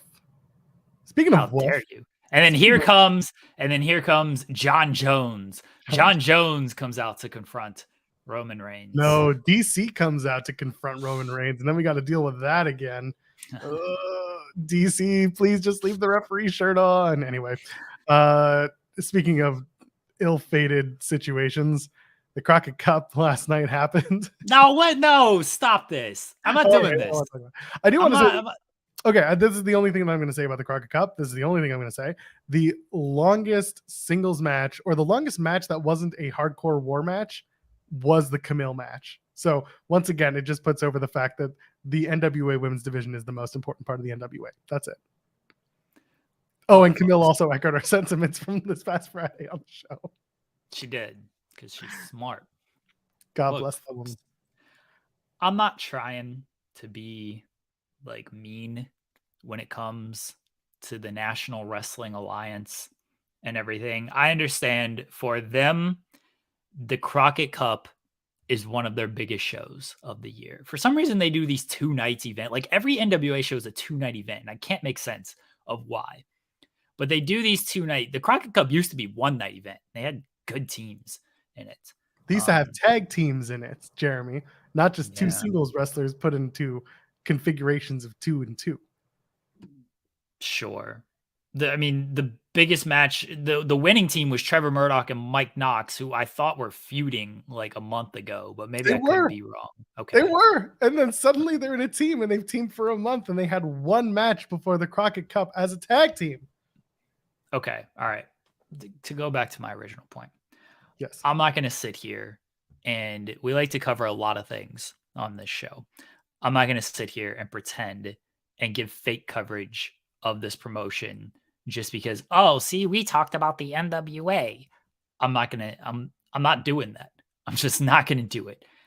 I didn't watch anything from this show outside of some highlights of the women's matches.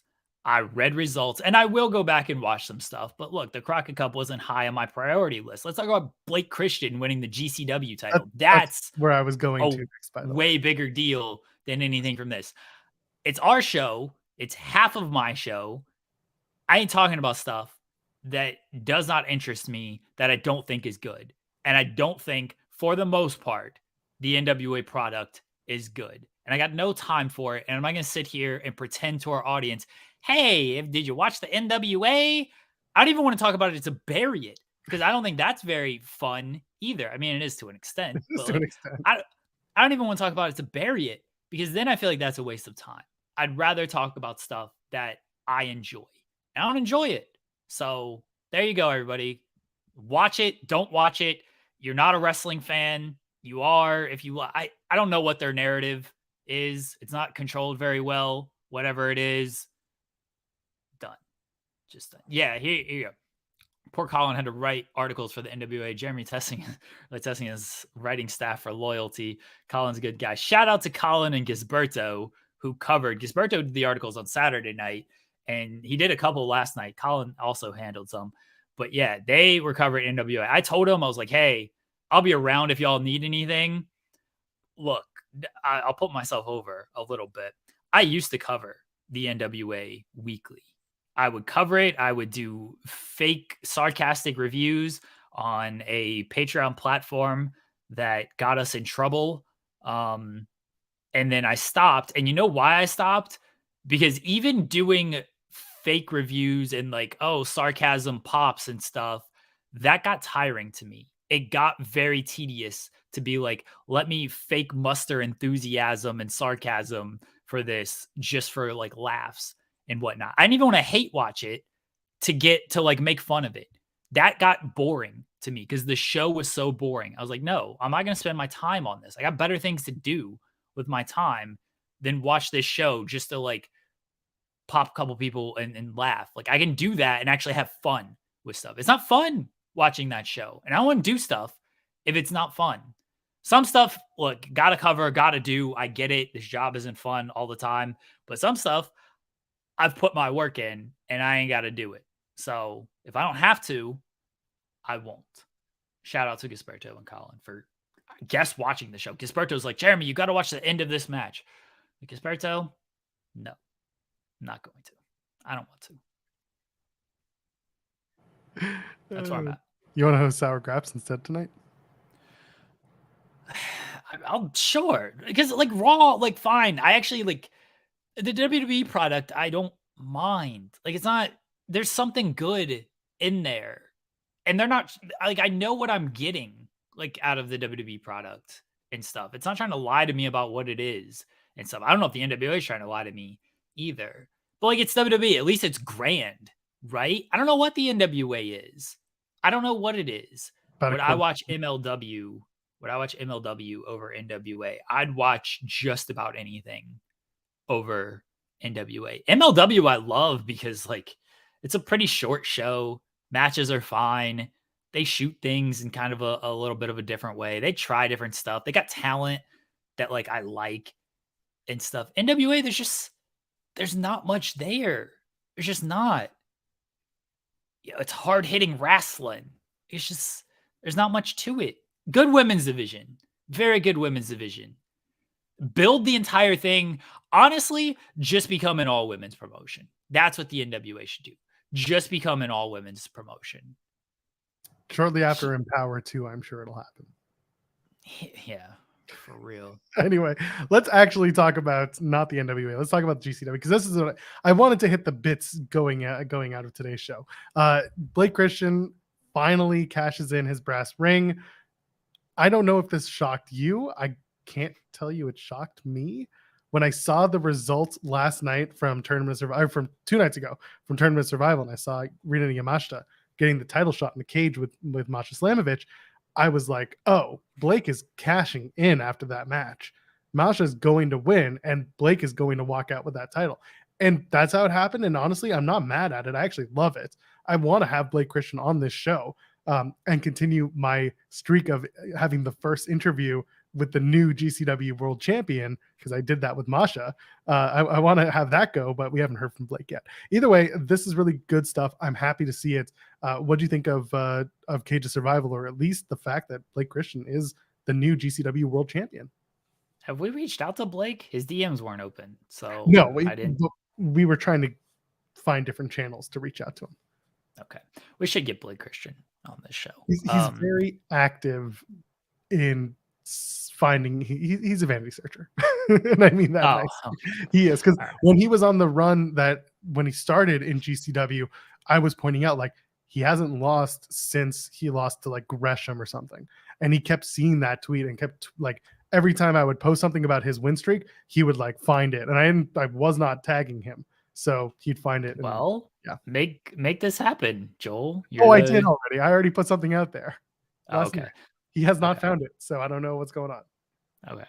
Maybe Well, I think Blake Christian, I was there at the GCW show a couple of weeks ago. It comes across pretty well on television too. It's not like it's this big secret.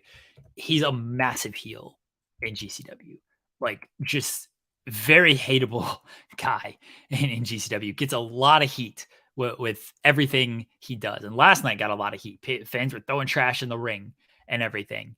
It's not quite Cardona level of stuff, but Cardona was different because that was like very outsider coming in and like just shitting all over GCW and deathmatch wrestling and stuff. Blake doesn't do that. He's just like, it seems like it started with that weird promo aimed at former relationships and stuff like that, and then people just like kind of turn against him off of that, and he like really leaned into that.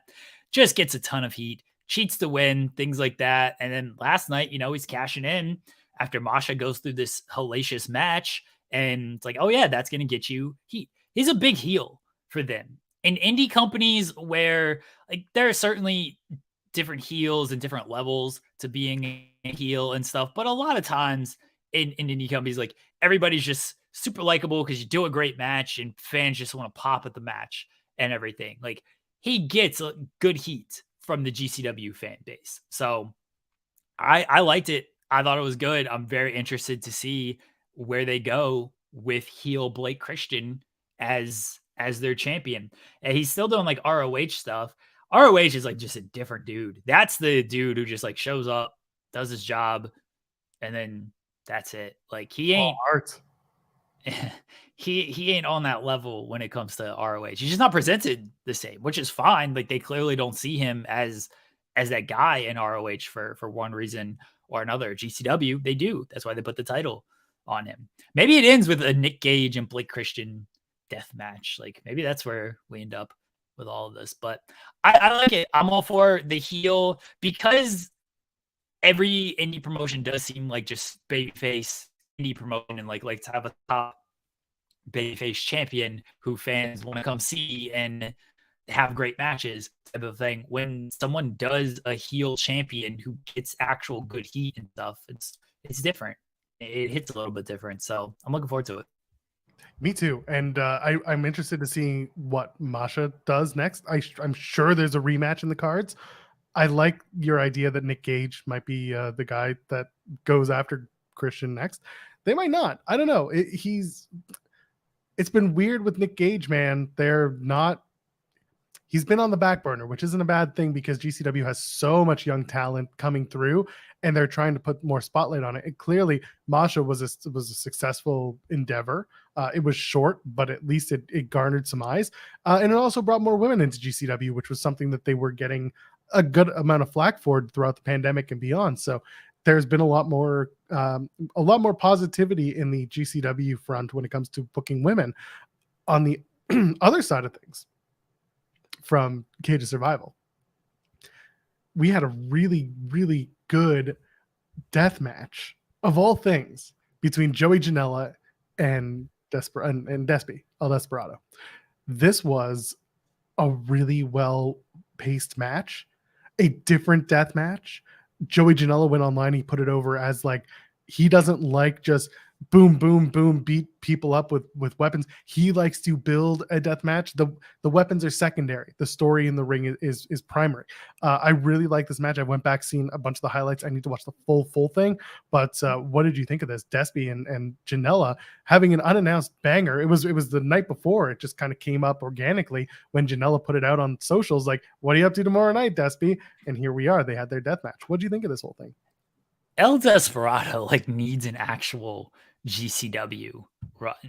Like, he's been really good when he's been there. It's been fantastic. And I think it was technically under the New Japan banner. I could be wrong. Because again, my memory on this sucks. His match against Moxley though, which was sort of similar in that like it wasn't full on death match, but like they built when it came to this. Like it was great. And that's sort of what I'm thinking when I'm thinking of like GCW El Desperado, because technically the night before the tournament of survival match and then the match against Janela were his GCW debuts, but like the Moxley match, the no DQ match, and it was under the New Japan banner. The no DQ match against Moxley had big like GCW vibes to it. The way you like, oh, you don't really think of this match. Moxley coming in, like you're not thinking Moxley El Desperado, right? For a New Japan show. Desperado's good in this situation. And like he's still good in New Japan and stuff. Like he was right up at the top in the Best of Super Juniors this year. He was in the semifinals in Best of Super Juniors. So it's not like he's just completely like shucked away in New Japan or anything like that. But I'd like to just see him have just a little mini US run and just work some GCW every weekend type of thing. I'm with Janela, by the way. Deathmatch, not my thing. Not my thing at all. My mom is calling me. Should I take this on the air? I feel like it's going to be her seeing your comment about mom and not being about your mom from Eminem. Oh, it's gonna yeah, be. Hold on. Let's take this on the air. Sure, why not? Hi. Hi. I'm doing a show. Well, then can I tell you something? Is it good or is it bad? It's bad. Oh, then no, I don't want this. Is everything okay? Yeah, he's going to be okay. Okay. We're about to wrap, okay? Yeah. That's okay. Hi, everybody. My mom says hi in case people could not hear her. Hi, Mom. Everybody says hi. I'm doing with Joel. Do you remember Joel? Yeah, I remember Joel. Yeah, not very memorable. I agree. He's a sweetheart. Yes. He's from Canada, right? Yes. Yeah, unfortunately. Yeah. He's a sweetheart, and so does his wife. Oh. Yes. Putting over your I wife. like her better. All I right. like her No, better. I get that. I like her better too. Yeah. Call me back, honey. All right. Love you. Love you. Bye. All right. I think my mom knows I'm doing a show, and so when she calls me, it's typically not great. But I thought maybe she did hear what I said earlier, and she was gonna pop. Okay. What was I saying? Sorry, everybody. Now my brain is going elsewhere. Okay. We won't go too much longer. We'll let you. We'll get. Yeah. Let you get to. We were talking about Janela and building a death match differently than. Right. normal. So what I was saying is I agree with Janela. Like when you do build it like that, it's just much better. And I'm not a big deathmatch guy, but I'll watch a Nick Gage deathmatch like most of the time. I love Nick Gage because he does very similar things of like, it's not just full on, let's do everything right immediately. And here we go. Some of it he does, and maybe that fits the story type of thing. But Gage has a similar philosophy of like, hey, let's just not light to door, glass, all of this stuff. Like you get there, but there's also moments that build to this point. And that's what this match was as well. Deathmatch, like, not my cup of tea.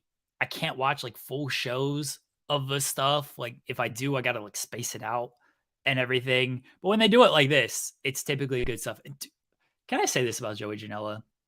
I know a lot of people like to like give him shit and everything, and he welcomes that. I get it and everything. Dude's really smart. He's really smart when it comes to wrestling. Gets professional wrestling in a lot of different ways, whether in the ring, whether the bits and stuff he does, like just completely gets professional wrestling.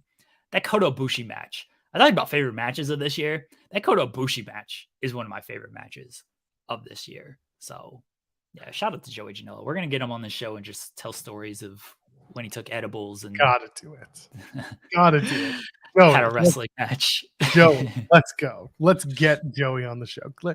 He is so unassuming. I think people just assume he's dumb for whatever reason, but the reality is he's not. He's real good. Yeah. See, just listen to the interviews he does, and whether that's the, like I did one with him, but he's done so he does a billion of them, and he's very good at it. So anyway, before we run off tonight, Raw's got a pretty packed card. You've got Miz TV with Cody Rhodes, so I'm sure something with the Brock story is going to continue. You've got Money in the Bank qualifiers, Becky Lynch versus Sonya Deville, and then Natty versus Zoe Stark. So I guess it's safe to say Becky and Zoe are going to be part of the show, or is Becky going to get Natty into Money in the Bank? We gotta have the Natalia and Money in the Bank, right? It's just gotta Someone's happen. put the match together. Someone's got to yell "bitch" from the top of the ladder. Love it. Seth Rollins, Damian Priest should be Yes. really good, really good match. I assume they're gonna get a good amount of time as well. Priest he's been fantastic this year, and certainly highlighted by the Bad Bunny match and everything. This is another chance for him to like really show out and showcase and everything. Rollins is Seth Rollins. That'll be a really good match. Yeah, I suspect Becky and Zoe Stark will win their Money in the Bank qualifiers, so they'll move in, and then Cody and Miz, when in doubt, just put Miz out there to carry things as he always does. Exactly. Let the Miz shine and be the 15-year veteran that he is.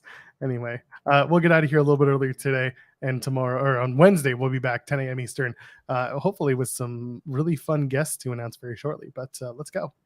Will Ospreay is yes, going to be on. We'll get Will Ospreay and Blake Christian, and we'll get Joey Janela to tell stories while we're at it. Go just tweet these people and be like, hey, come on in the weeds at Joey Janela. Hey, come on in the weeds at Blake Christian. I started a thread. Honestly, if people want to start tagging those wrestlers to come and join us on the show, I won't be mad, because people were like Kurt Angle, Rob Van Dam, and all these big stars. I'm like, you know what? Tag them. Forget it. Like, just go for it. I don't care. Let's go. Let's see if they want to be a part of the show. Let's go. Until then, Jeremy, plug the stuff and plug Overbooked. You gotta shoot shots, right? Like, it doesn't hurt to put it out there until people get super annoyed and like, why do I keep getting tagged in this stuff? But you gotta throw it out there. I know my wife tweeted this, but it's a funny story, so I want to tell it. It's summer, kids are outside playing stuff. They're at the neighbor's house, and she goes, "Hey, can you go get them? It's getting bedtime and everything. It's getting dark. Can you go get the kids in and get them? Let's get them wrangled up to go to bed." Everything's like, "Yeah, sure, no problem." So I go get the kids at the neighbor's house. I didn't come back for like 10 minutes. It was 10 minutes at this point. They were eating ice cream. Neighbors gave them ice cream, so they're all eating ice cream and everything. I wasn't gonna like make them, "Hey, leave your ice cream. You got to come home, bedtime and stuff." So I was playing, and so she like walks outside, and she's looking, and she sees me like running down the driveway of the neighbor's house and everything. She can't tell what's going on, and she just sees me running, and she's like, "Oh my God, what happened?" Like, "Oh no." And then I go out into the street and stuff, and she sees me pick up the basketball. I'm tossing the basketball back to the neighbor kid, and they got a basketball hoop. So I'm just like hooping with the neighbors and the kids. And she's like, "Oh, he's out here." I send him to go get the kids. 10 minutes later, he's not back. So I come to see he's just out there playing basketball with the neighbors and the kids. And we were out there for like a good 20 minutes. We still didn't come back for like another 10 minutes after she came to check on us, because I was hooping. You got to hoop. You got to shoot shots. That's the moral of the story, everybody. Shoot your shots. Hoopers got to hoop. And yeah, look, there's a basketball hoop around. I can just get some shots up. I'm going to do it, even if I'm supposed to do other things, like be a step parent and bring the kids in. They're eating ice cream. What do you don't want to get in the way. But how was bedtime at that point? Because I assume the sugar was not easy for. No, they're good. They were good about it. They came in, they kind of wound down a little bit, and then got in bed. It wasn't too bad. I was the wound up one. I was like, "Oh, I'm still let me go back out there and get these. Yeah, gotta get more shots up, baby. Like, what are we doing out here?" Oh, that was good. When I read that, I was like, that is the most Jeremy thing that could have happened. God bless. That just honestly, just any parent out there, just go have fun. Have fun with the kids. I'm a giant kid, and she knows this. She knew this when she met me. I'm a giant kid. I talk about pro wrestling for a living. Like, if we can accept that, and I will be parental when I need to be parental. Otherwise, I'm gonna have fun. I like to have fun. Just having fun out here, Michael. That's what we're doing out here. So yeah, when kids playing basketball, I'm for it. I'm here to play some basketball. Oh, and if you had Madman Fulton in your Impact 2023 teaming up with Sami Callihan and Jake Christ card, well, you won, because Madman Fulton is now the third man. He is the monster. What a turn of events. We're talking about basketball. Yeah, here. And then Who cares about that? I just saw this Impact thing. So yeah. Cares. Let's talk about hoops. You want to hear? Here's how I transition into the plug. You want to hear more hoops talk? FMC tomorrow, 8:30 a.m. Eastern. I think that's when that show is. I forgot at this point. 8:30 a.m. Eastern, myself, SP3, we're going to talk about game 1, game 2 of the NBA Finals. A lot to talk about there. Yeah, so that's tomorrow. Or Cher Delaware will be there talking reality television. Go support her sticker company, Tachytherapy. Go support that. Go check that out. Buy some stickers. I think she said she's going to put out some Taylor Swift stickers, so I'll be purchasing those. And check out everything else we got going on Overbooked. New Japan Bread Club, new episode of that drops this week. I got the message from Matt and Kieran that they're doing a new episode this week. So we got a new episode of New Japan Bread Club. We got Tag Talk later on today, 3 p.m. Eastern is Tag Talk, and I will be there. I will have the next shot at Cinnabon, the next shot fired at Cinnabon as we boycott Cinnabon until they break their silence on the Takeshita incident. So that'll be at 3 p.m. Eastern today. Robin Maggie Fridays, 3 p.m. Eastern, coexisting all the other shows we have going on this channel. Thank you, guys. We're here every Monday, Wednesday, and Friday at 10 a.m. until around noon Eastern. We get in the weeds. I am with Kate, Joel and Kate at 8 on Sundays. That's 8 p.m. Eastern. And I am at Joel Pearl, JOELPERL. Plenty to talk about on Wednesday when we come back. Ladies and gentlemen, friends beyond the binary, we'll see you in the next one. Cheers.